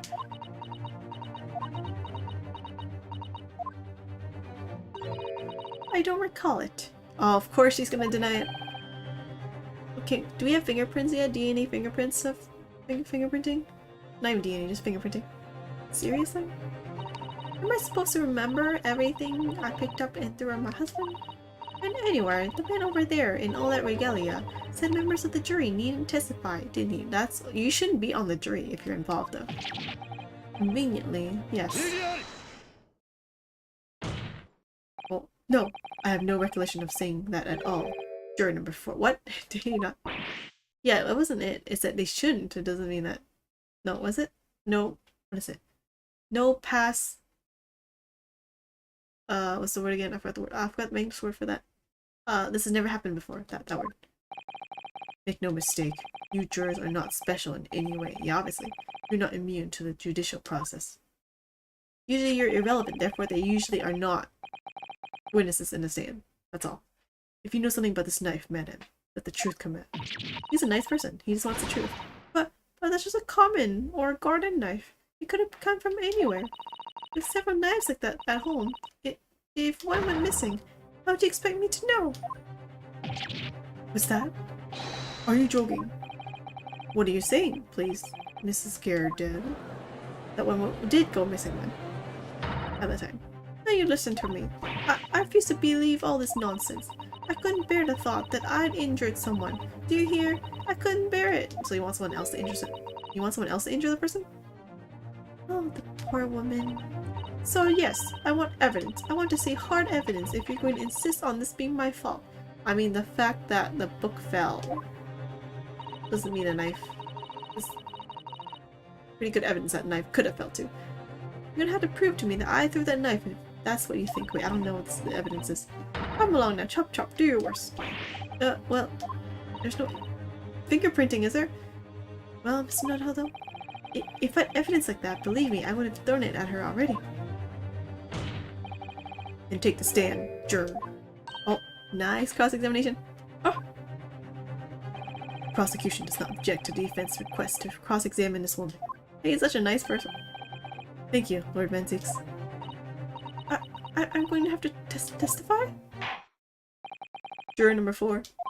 As I'm sure you will appreciate, having observed it with your own eyes today, witness testimony can lead to the most extraordinary truths being unearthed. Truths of which the witnesses themselves may not even have been aware. Oh, dearie me. So I demand your full and unadulterated testimony, Mrs. Garrett. And mark my words, in this court of law today, we shall extract the truth. Do you concur, counsels? Certainly, my lord. Oh, yes. That's what I'm hoping for, my lord.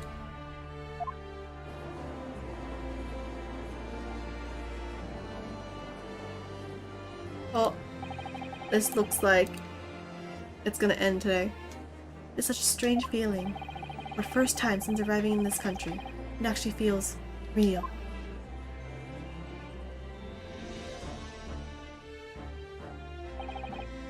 I'm here in the Old Bailey, and I'm a lawyer.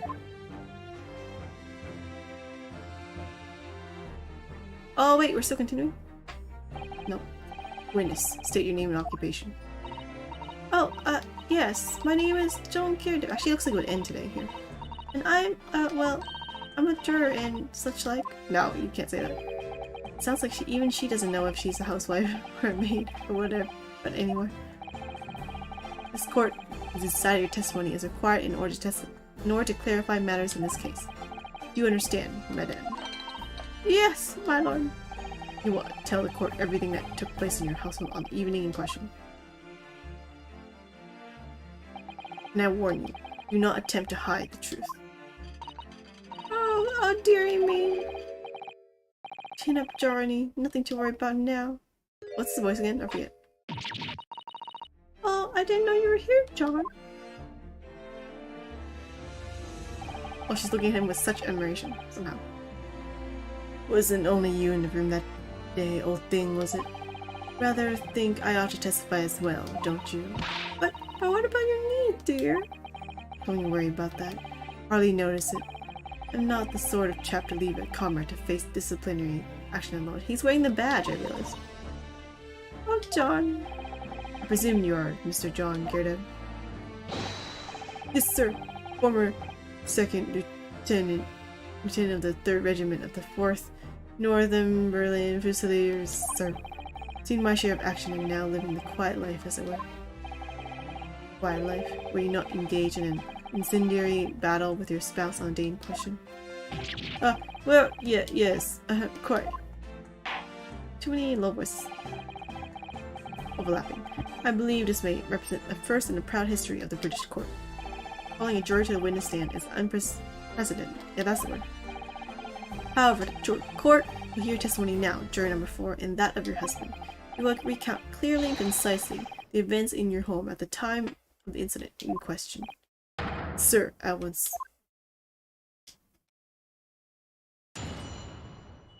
Final battle, probably. The Battle of Garrett. Yes, on the day you're referring to, the wife and I did have a bit of skirmish, can't recall the reason now. Knocked a candlestick over and set fire to the carpet. Soon had it out though, and got the window open. Meanwhile, I was picking up whatever I could find to throw at him.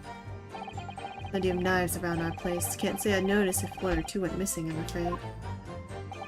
That ballet thing in the victim's back really was one of ours. You'll have a job proving it, I think. That's it?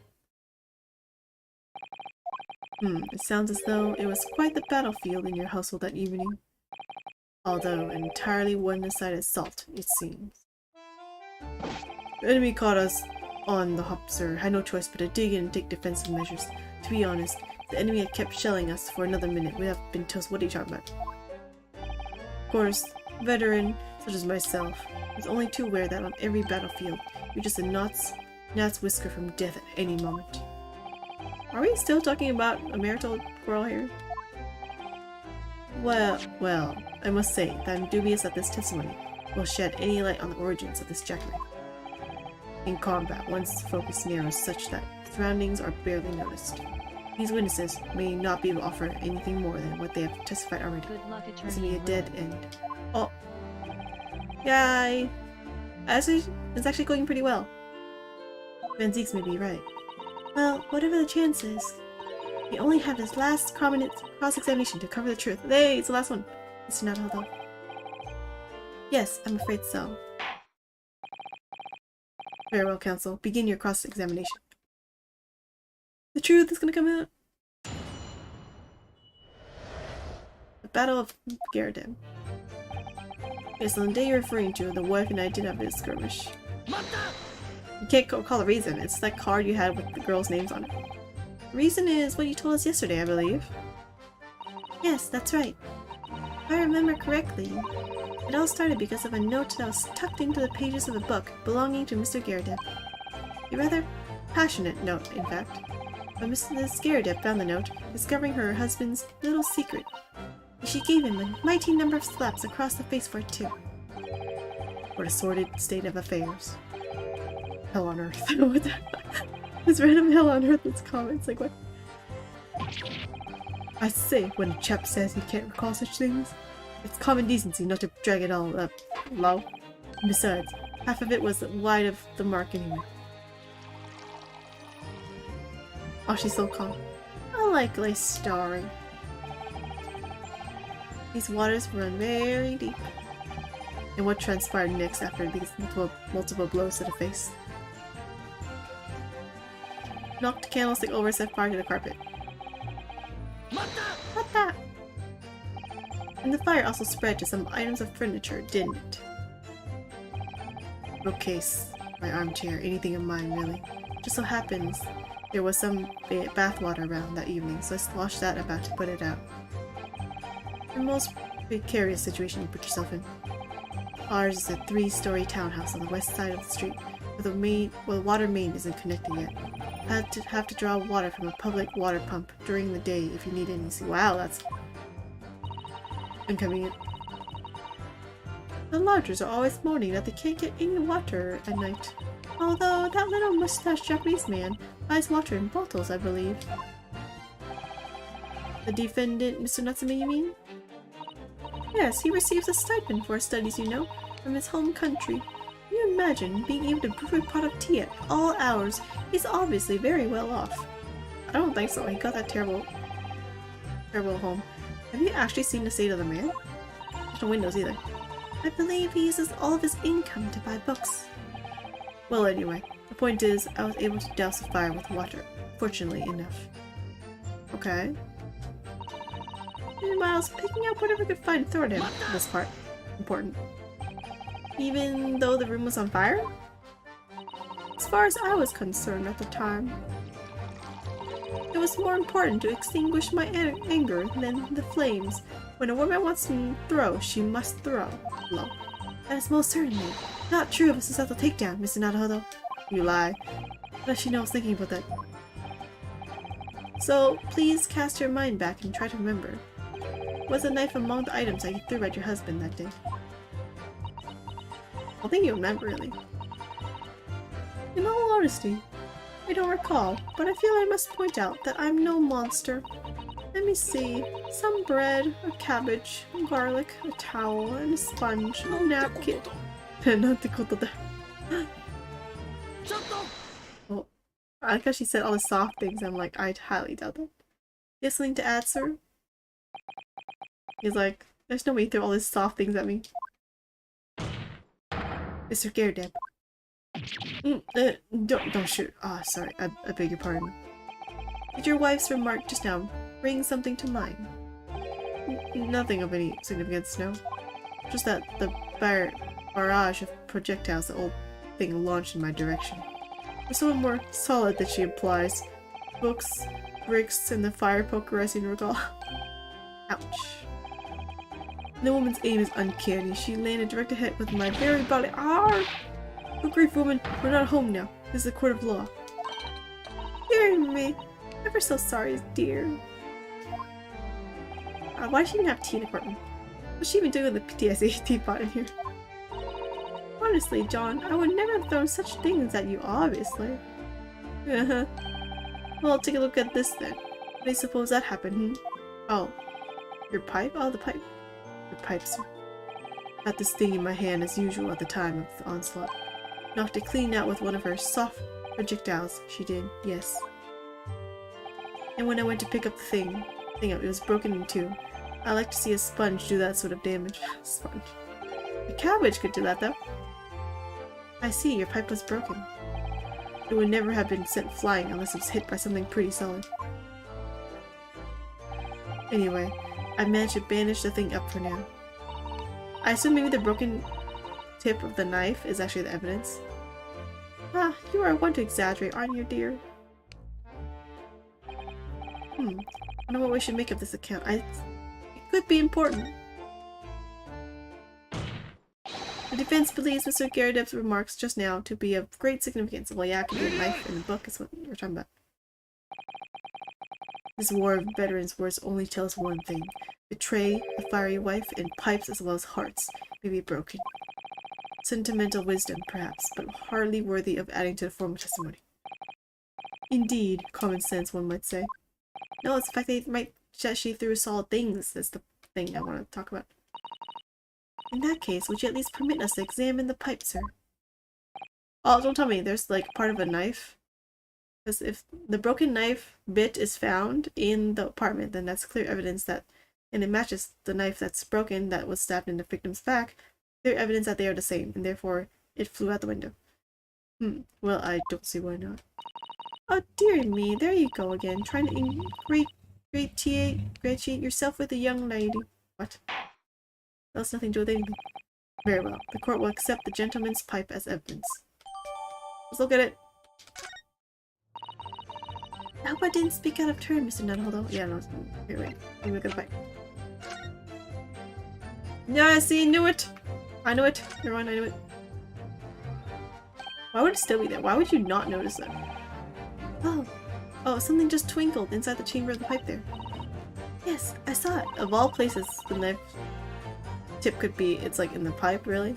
That he just happened to bring to the court? Like, what's the chance of that? Only stuck in there, I think.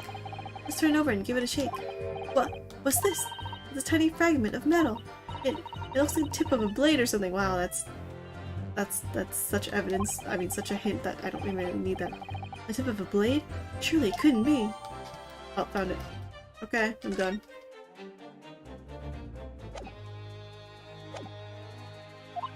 I was just feeling rather disappointed for you that your request was turned down. Oh no, it's fine. Thanks to Susato-san. We have some new evidence to work with. We should examine it carefully. No, all done. Well, thank you for that, Rebuto, Mr. Gyakuten. Now if we can return to the crux of the matter. Crux? He tells the court. You tell the court about the knife used to attack the victim. Plenty of knives around our place. Can't say I noticed if one or two went missing, I'm afraid.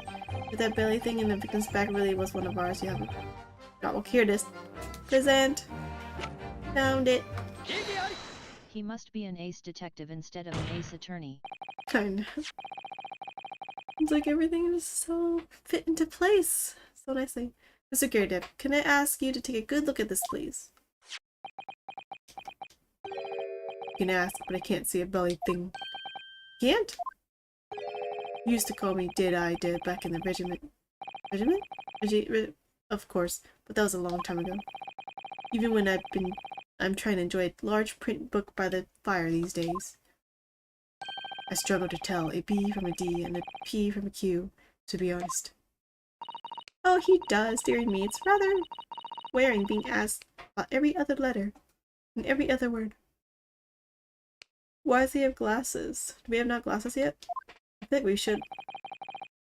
He must be very low. He'd be very busy. What is that? A tiny scrap of metal? Yes, almost certainly from the tip of a blade. And what may appear at first to be just a tiny scrap is in fact a crucial piece of evidence. Oh, I think he has finally figured it out. Interesting. And where did the defense come by this evidence? How did you not see it? It was lodged in the chamber of Mr. Gyakuten pipe. My pipe, you say? By Jove? I wonder how that got there. What precisely does this fragment of metal signify, Counsel? Are you suggesting that it is in some way related to the matter of the stabbing on Briar Road? But why do you need to do that? Do we need to know the answer? I am. What? When put together with another piece of evidence already in the court record, I believe this tiny fragment of metal will unravel the whole truth of this case, my lord. Oh, she's on a box. I just realized. She's standing on a box. This reminds me of Nozaki-kun. If anyone read or watched it. Gekkan Children of Nozaki-kun. Funny. Super funny. I recommend. You appear rather confident in that extraordinary statement, Counsel. Very well then. Present the pertinent evidence to the court. What evidence, when paired with this fragment of metal, allegedly reveals the truth of this entire case? This game is so like... What's the word? Gives you too many hints. I feel like I should give less hints. This is the knife that was found in the victim's back. If you look closely, you will see that there is a small piece at the tip of the blade that is missing. A common issue with the inferior blades sold at unsavory street markets. Criminals who use them regularly leave the tips lodged in the victim's bones. Ew, why? Why? And what of this particular knife? No doubt its tip has suffered a similar fate, now languished somewhere near the spine of the victim. Nope. Then examine it. No, that's not the case. The tip of this particular knife's blade. It hit the pipe and it broke. It is the very fragment of metal we've discovered in the chamber of Mr. Gyakuten pipe. Oh, his face looks so like... What's the word? Like... I am in such pain, feeling. Somehow. Good grief, Lord Van Zeeks. See, look, I am in such pain. Look at his face. Funny. I don't believe it. The knife from the crime scene and this fragment of metal are a perfect match. Oh, how did you figure that out that was fast? Somewhere. Good golly, George. Gosh. Order! Is this some sort of Eastern sorcery? Dude, it's called science. What? I'm inside, just puzzles. This is no magic, my lord. This is a miracle. What? It can't. No, it's no. What? You can't say it's a miracle. It definitely fits. So, Van Zeeks has figured it out, has he? Oh my, he does. Counsel, explain this extraordinary coincidence at once.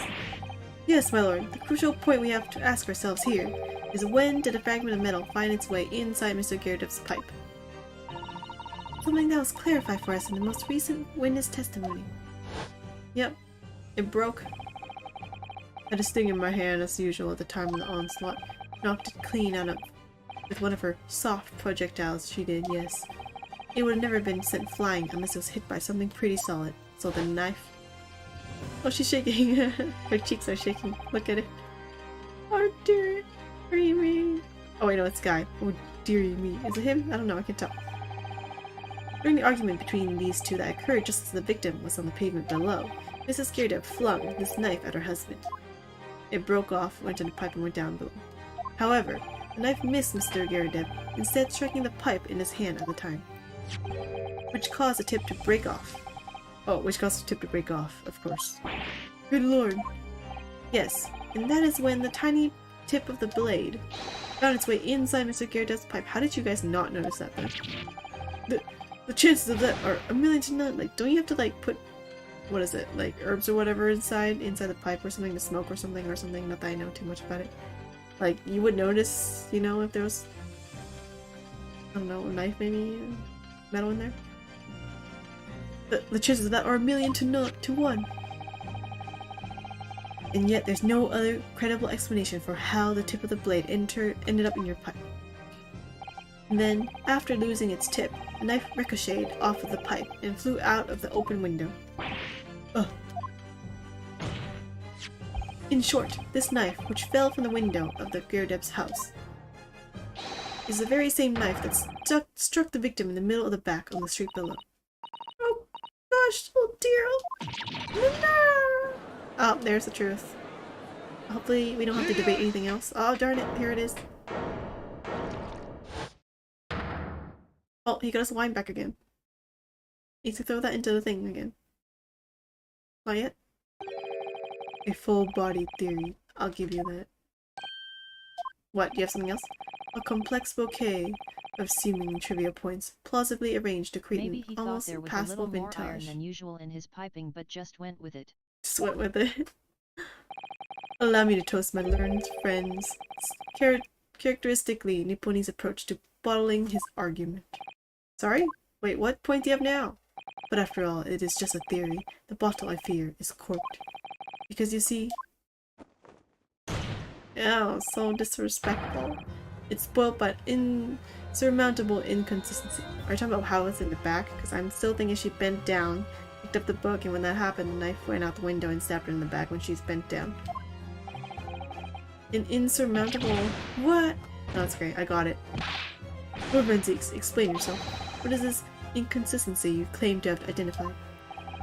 An inconsistency of the simplest nature, my lord. The victim was found with a knife planted in the middle of her back. See, I know it. No worries. Yes, in her... Ugh.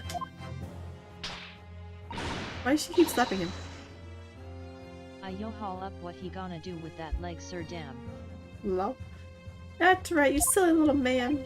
Now, Jonathan, what are you getting so excited about?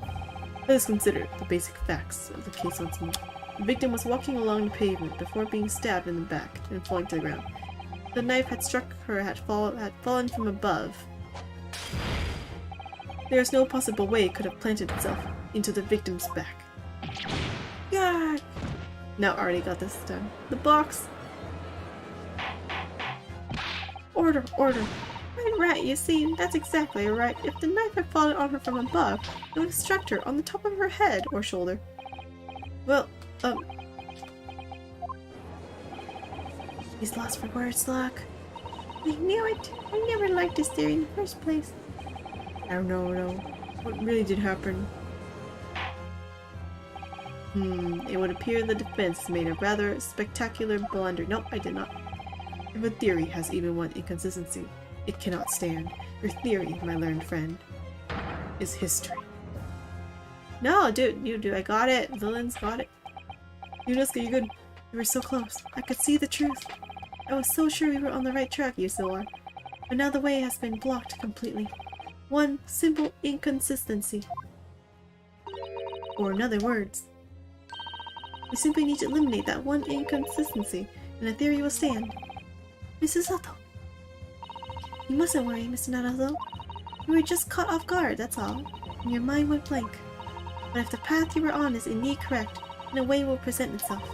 The key to this is in the court record, I'm sure. All the information you need is there. Thank you for the hint that I don't really need, but okay.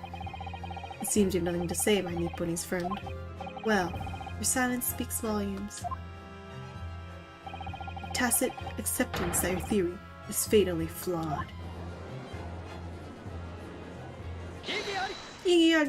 I got it, nice. Me, as your guardian angel, has gotten it. This inconsistency doesn't mean I was on the wrong track. It means that I need to sharpen my mind and dig deeper for the truth.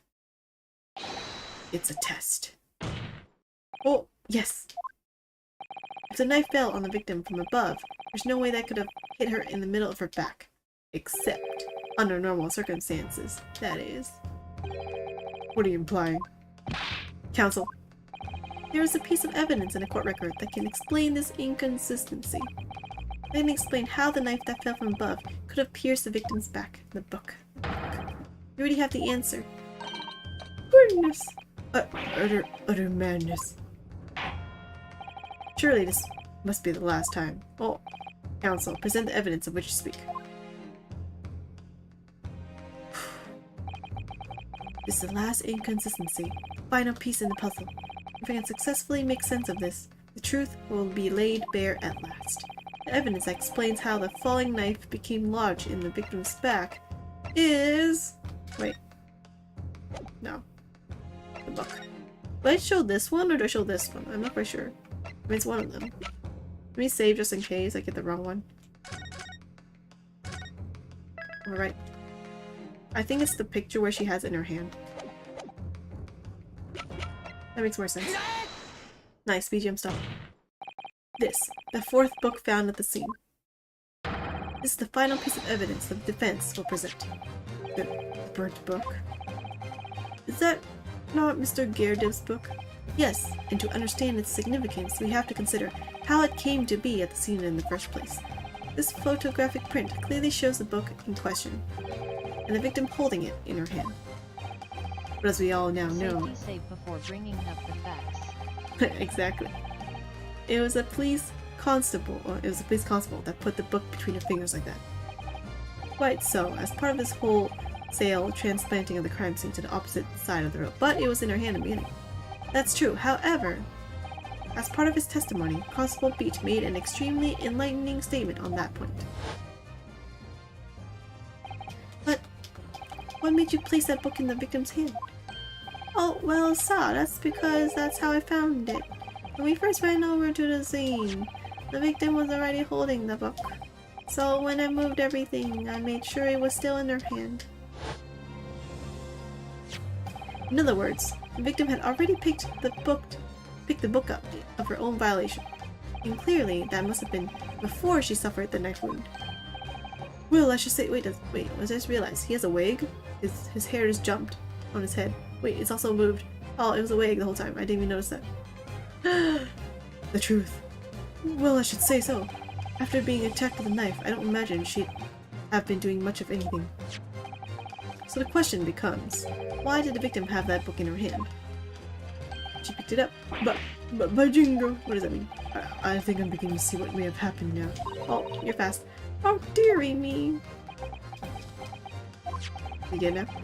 We know that the book fell from the top floor of the Gerdev household onto pavement below, at precisely the moment that the victim was walking past.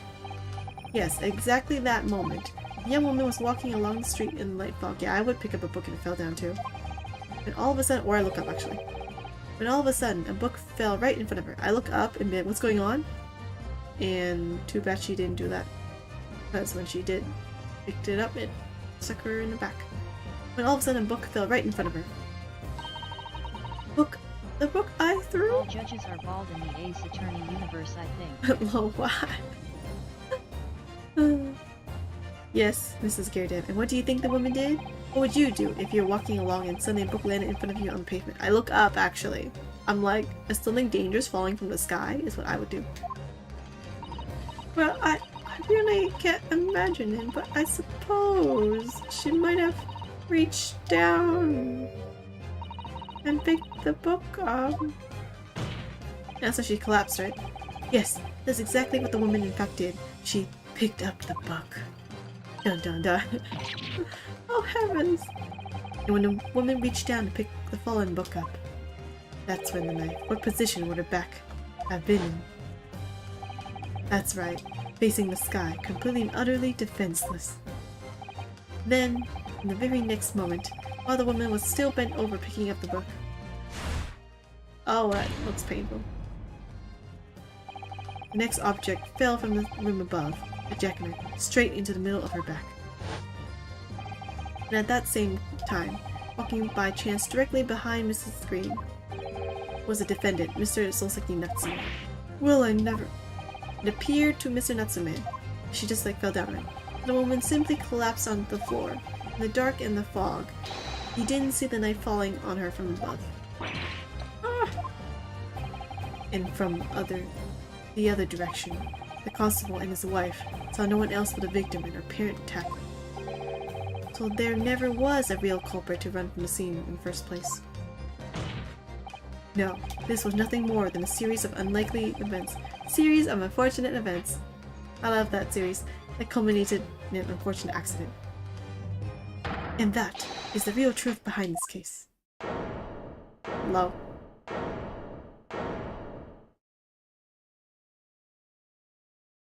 Well, Mr. and Mrs. Gyakuten, there's an accident. The very first time you showed me that knife, I had my suspicions. I wondered if perhaps it might have been something like that. There, old bean. Poor Mrs. Gyakuten. It was an accident. Although it was attempt murder on her husband, kind of. Of course, I never meant for anything of the sort to happen, but it was all my fault, wasn't it?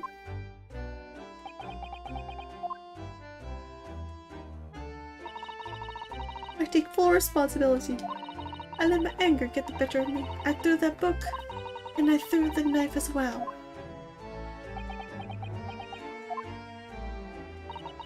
John, dear. It's alright, I know. I'm ever so sorry. Truly. I'm sorry! Oh, she faints. She's so heavy. You think she should not be as heavy because she's, you know, shorter. And then, wait, is that his underwear? Is it burnt? Is his coat is burnt? Is his pants? Hey, happy ending, kind of. Or Van Zeeks, what news of Mrs. Gyakuten? Oh, that was like 10 minutes later or something? She's been taken to the infirmary. It would appear that today's events have left her in an especially flustered state. However, I believe she will recover in due course. There is no cause for concern. What a gentleman, he's doing his best with his burnt lung. Yup. How gentlemanly. Who is maid/wife. Yes, unbeknownst to themselves, they caused what could easily have been a terrible tragedy. I think she didn't die, right? They shall have to prepare themselves for the consequences of their actions. Was there really much consequence? Because, I mean, yeah, she tried to murder her husband, but like everything else was an accident. There was some good news, however, my lord. She didn't die, right? I've just had word from the hospital where the victim is being treated. Her condition is improving steadily, and the doctor believes she will regain consciousness soon. I guess they might have to pay money, though, for her medical treatment or something, maybe? Unless it's like, you know, free healthcare? I don't know how that works. Back then. Good afternoon. Oh, good afternoon. Almost done. It's strange, but we've been talking about the victim all this time, but we've never once met her. Well, she's in coma, I mean, unconscious, isn't she? How wonderful. The woman is out of danger, it seems. Yes, that is good news. Finally, this trial's over. So, Mr. Soseki Natsume.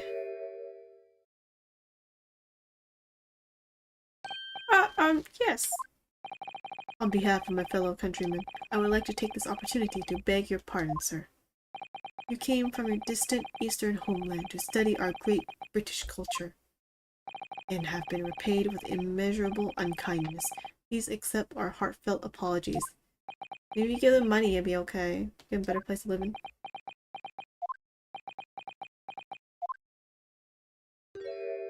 Don't forgive that easily. No, and it's me you should be begging your pardon. Oh, no, Mr. Natsume. That evening, when a young woman just collapsed on pavement before my eyes, I jumped to the wrong conclusion again, in my confusion. How come Mr. Natsume looks like Edgar Allan Poe a little? Maybe it's the art style. What conclusion, sir? I was sure that the woman was dead. I think everyone thought she was dead. Yes. Possible Pete said the same thing, didn't he? He thought she had been killed too. Why would you think that? I suppose she must have looked completely lifeless. Yeah, but that's called unconscious. Why don't you take her heartbeat or whatever? It's been about a year since I arrived in Great Britain now, but I still can't get used to life here. I can't relax. I'm sure there are evil spirits lurking in the fog. They're haunting me. Poor Sasaki-san. His imagination really has gotten the better of him. Yes, poor man. So when it happened, I thought the young woman had been taken by the fog spirits. I should have never dropped my books like that and run away. I should have called for help, for a doctor, for the police. Yes, you should have. Instead, I've managed to create a rift in the relationship of trust between our two empires, and for that, I am truly sorry. Oh, nice ending, I guess. Wait, why is there dots? One could indeed say that was some sort of mischievous spirit has been at work here, I think. One that created a chain of unfortunate mishaps. We were befooled by the spirit and led to false conclusions, but thanks to Lord Van Zeeks and our young lawyer here from the east, that chain has now been broken, and the spirit exorcised? I don't remember. I heartily commend you both. Oh! He's like, of course. Of course. Now then, ladies and gentlemen of the jury. Yes, my lord. In concluding this trial, I must ask one last time for your decisions regarding the defendant's culpability. Are you ready to present your findings to the court? There should be only one answer. As foreman of this jury, I can assure you we've reached a fair and just conclusion. Did you guys talk amongst each other? How's it possible? How did you know that? I do declare the truth can be extremely cruel at times. Well, I didn't suspect the woman next to me, that's for sure. Wait, why is he there? Sitting in for the old bee while she's out of action, you know, but I know what her decision would be. Does this mean I'd finally be able to get out of here and start work? Well, it's about time. I say I'd have a corker of a story to tell the grandchildren when I get home, won't I? Very well, ladies and gentlemen of the jury. I hereby demand your final decisions. Mr. Foreman! Who's I? Who's I? Who's I? Muzai.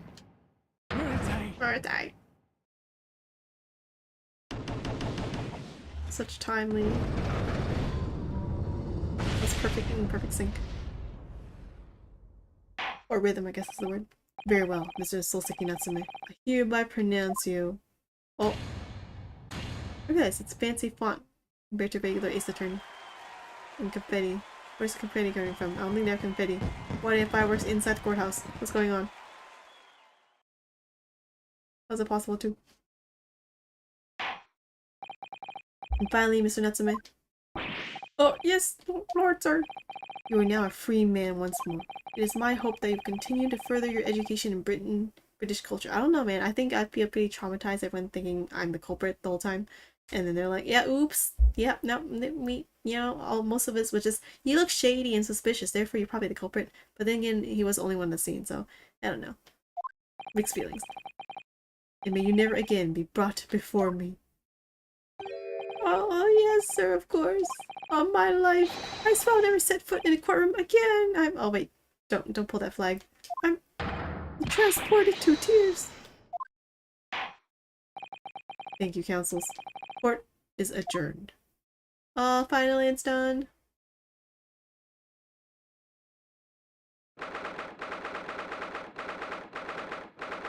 February 3:17 p.m.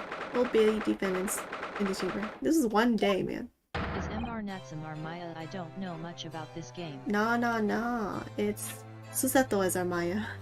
Or Mayoi. Oh, look her. He's just some random defendant. Wait, you mean me? Of course! Is there another locum here? Is there even one? She is. Compared to the original locum student Mr. Nanahodo Esquire, your name has been rather short, hasn't it? What's wrong with using my actual name? Oh, at last I'm free! I'm free! Joyful, joyous, jubilation! Penny, hearty, happiness, hurrah! I wonder what the Japanese part of that is. Oh, I am pleased. Mr. Natsume is delighted. Would it be so hard to just say that then? Locum, you did! You saved me from the brink! Well, what happened to the poor woman was in no way your fault after all. I'm just glad everyone can see that now. No, not that. Lovely loyal locum lawyer. Yes? I mean, as I said before, I have just never got used to life here in Great Britain. Every time I look over my shoulder, I see foreigners. I see towering brick buildings. And from high up windows, I see them looking down on me, laughing. Look at that little hunchback. Oh. Oh dear, I'm sure it's all in your head, Mr. Natsume. But you, locum lawyer, gave my gloom the boot. You stood firm behind that baronial bench before all those babbling British. You battled to the bitter end, laying bare the baffling truth. And when I beheld the blinding fireworks among the beams of the Bailey's roof, I bellowed, "Behold the best barrister ever born!" That's very flattering, and we're very pleased for you. This has given me a wonderful anecdote to recount to my old friends back in Japan. An anecdote? Is that what's to become of all my hard work? Oh, there you are, my dear fellows. Who is this? Oh, yeah, Sherlock Holmes again.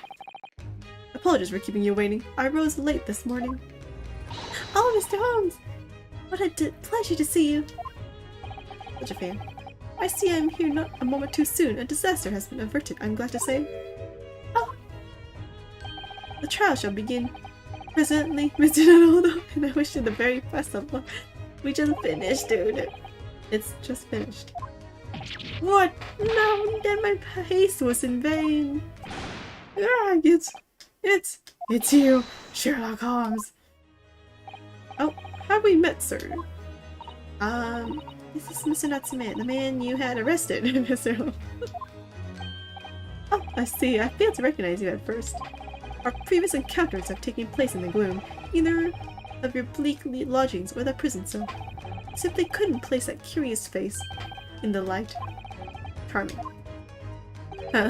Such regret. So much for anecdote and not I hate you. It's like, it's all your fault, Sherlock Holmes. You're the reason I had to go through this terrible ordeal. 21 p.m. Oh, yep. Yep, good afternoon. Almost done though, finally, with this trial. I will give you a piece of my mind. My apologies, sir, but I assure you, I have placed you now. You're the fellow who abandoned that poor young lady and ran off, are you not?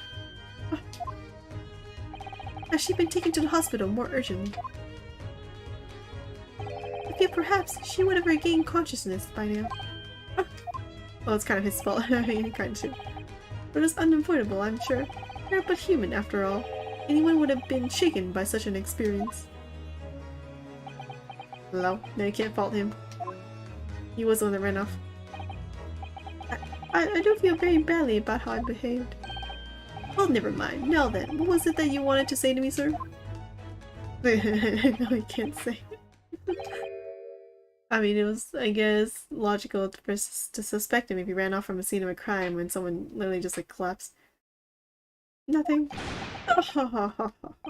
Priceless. Oh, I am sorry, really, but that was quite priceless. Of course, Osaki-san. Still, on the bright side, Dang. you've had an Threw him extremely under his own bus. entertaining experience Savage. without paying a penny. Yep. And it would seem you were not even found guilty. But there is no bright side. Whatever do you mean, Mr. Natsume? You're free now. Even after this, I'm still cursed by the spirits and now by the Reaper. Ah, oh yeah, that part. Lord Pensix. I haven't forgotten, you know, what facing that man in court means. Even if you're found not guilty, you're still doomed. I think it's because the other people are probably all actually guilty. Maybe. And then, like, you know, behind the scene workings. This guy's guilty, let's kill him. But this guy really wasn't guilty, so I think he should be fine. But you'll be alright, Miss Natsume, she says, but she's unrelated. If the Reaper appears trying to make trouble, oh, I will protect you. Hiya! Why me? Or why Ryunosuke? With a perfectly executed Susato takedown. Much as I like being turned on my head, a bit of warning might be nice next time, Mrs. Sato.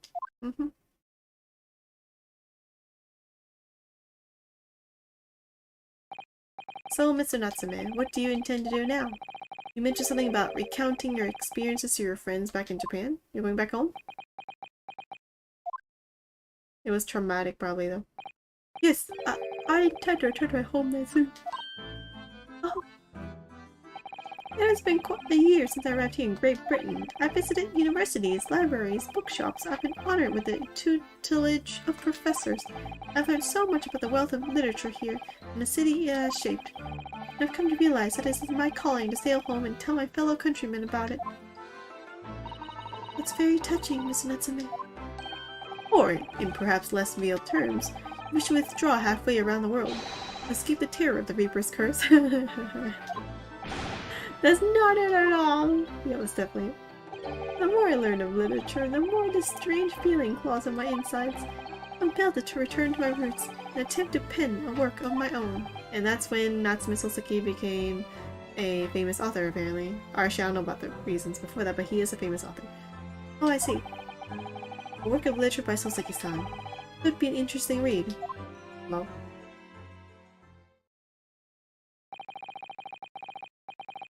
And what about Mr. Sato?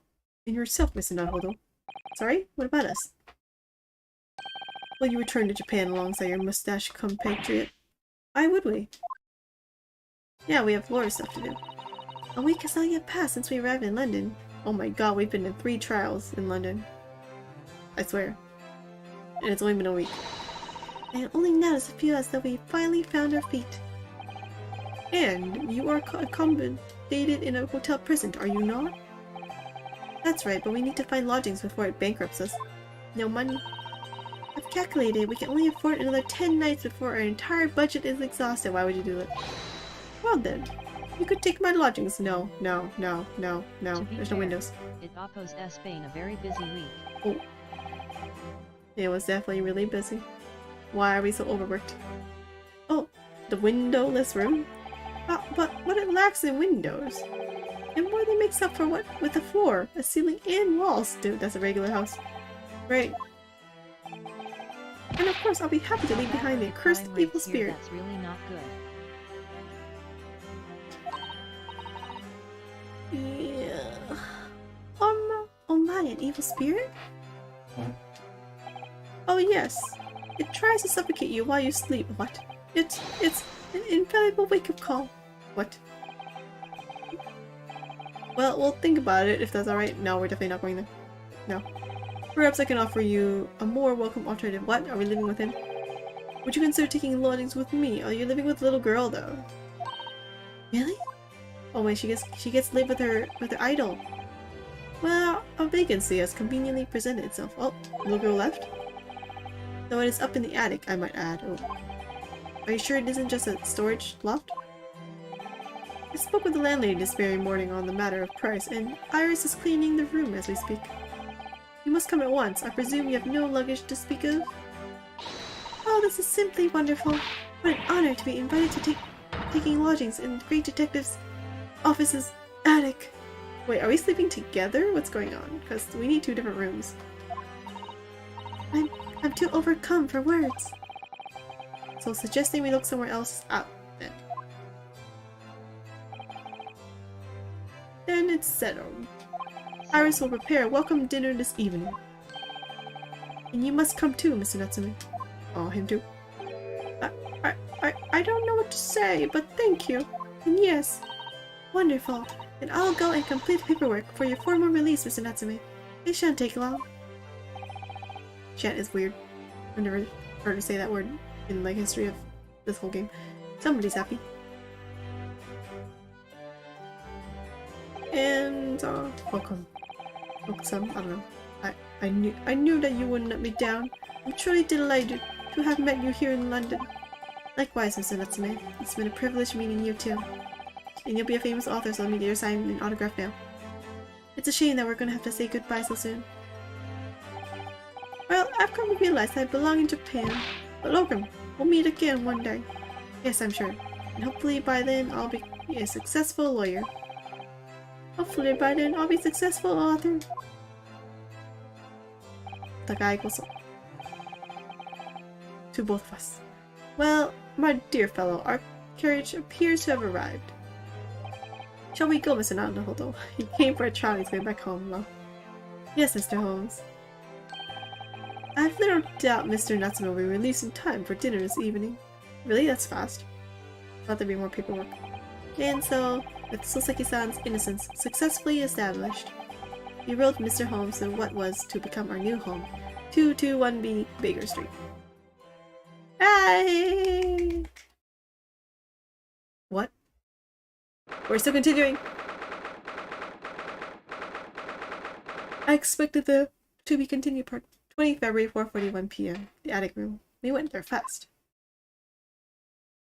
Wait, is it one room or two room? Because we obviously need separate rooms. So this is to be our new office. Yes. Oh, office? Our office? What about our home? Our office? I'd like the sound of that. Wait, where do we sleep though? Me too. It's simply wonderful, isn't it? I hope you can see this, Kazuma. Oh, my Kazuma, my best friend. It's only a small step, but I like to think we were getting a little closer to our dream now. Your dream now.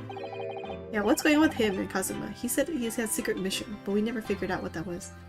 So, my dear fellows, what do you like the place? Oh my god, that was Alfie's weird.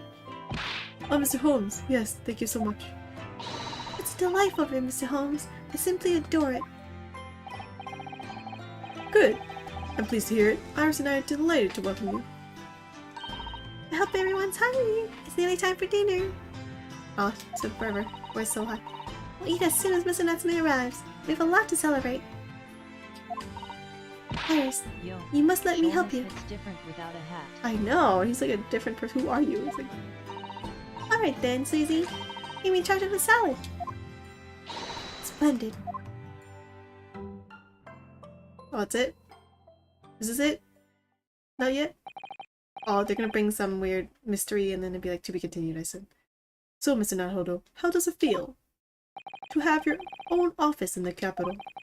It's very exciting, actually. I can't help wondering what adventures await us. Ah ha ha ha ha. Those are precisely my sentiments when I first established my office at these premises. Until I discovered the dark truth about the city of London. That is, what kind of random thing is... Sorry?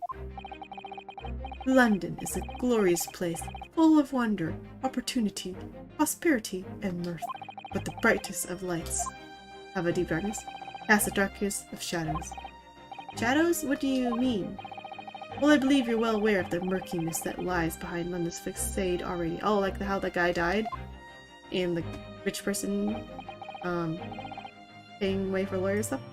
So once again, Mr. Naruto. Welcome to London. Yep, welcome to London.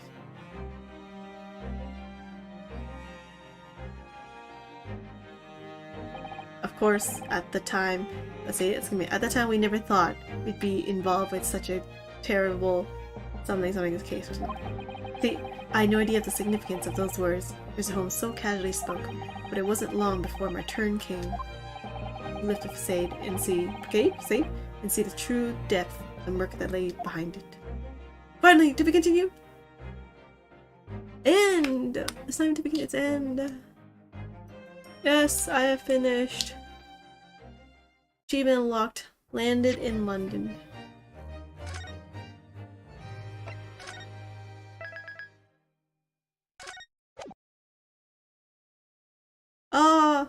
Woo. I finished all 5 episodes now. Oh wait, no. No, I did not. Wait. Wait, I didn't do this one yet. This is a new one, episode 5. Anyway, next time I will try episode 5. Anyway, that was a long, tired thing. And the earthquake that interrupted it and every sort of technical difficulty. Oh, anyway. Congrats to me. It was a fun game. Not done yet. There's That was episode pretty 5. poggers. Let me see the date.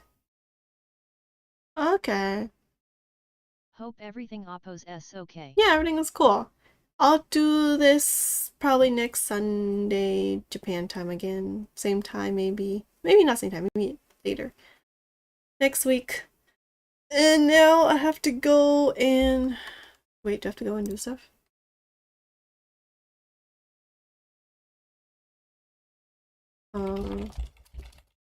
Yeah, okay. I'll go and do other stuff now. If I have time later, I might play Yu-Gi-Oh! But if I don't, I'll just mention it on Twitter somewhere. So yeah, at the latest, I'll be at 5 p.m. So in a couple hours, 2 or 3 hours. If not, then I don't. I'll just mention Twitter. But yeah, thanks for watching. If you haven't followed, I'm on Twitch and YouTube and Twitter is where usually I put all my updates and stuff about what I'm doing. So you can follow me there. Otherwise, thanks for watching. Got it. Thanks for the stream, and catch you Yep, next time. see you next time. Bye-bye. Good night.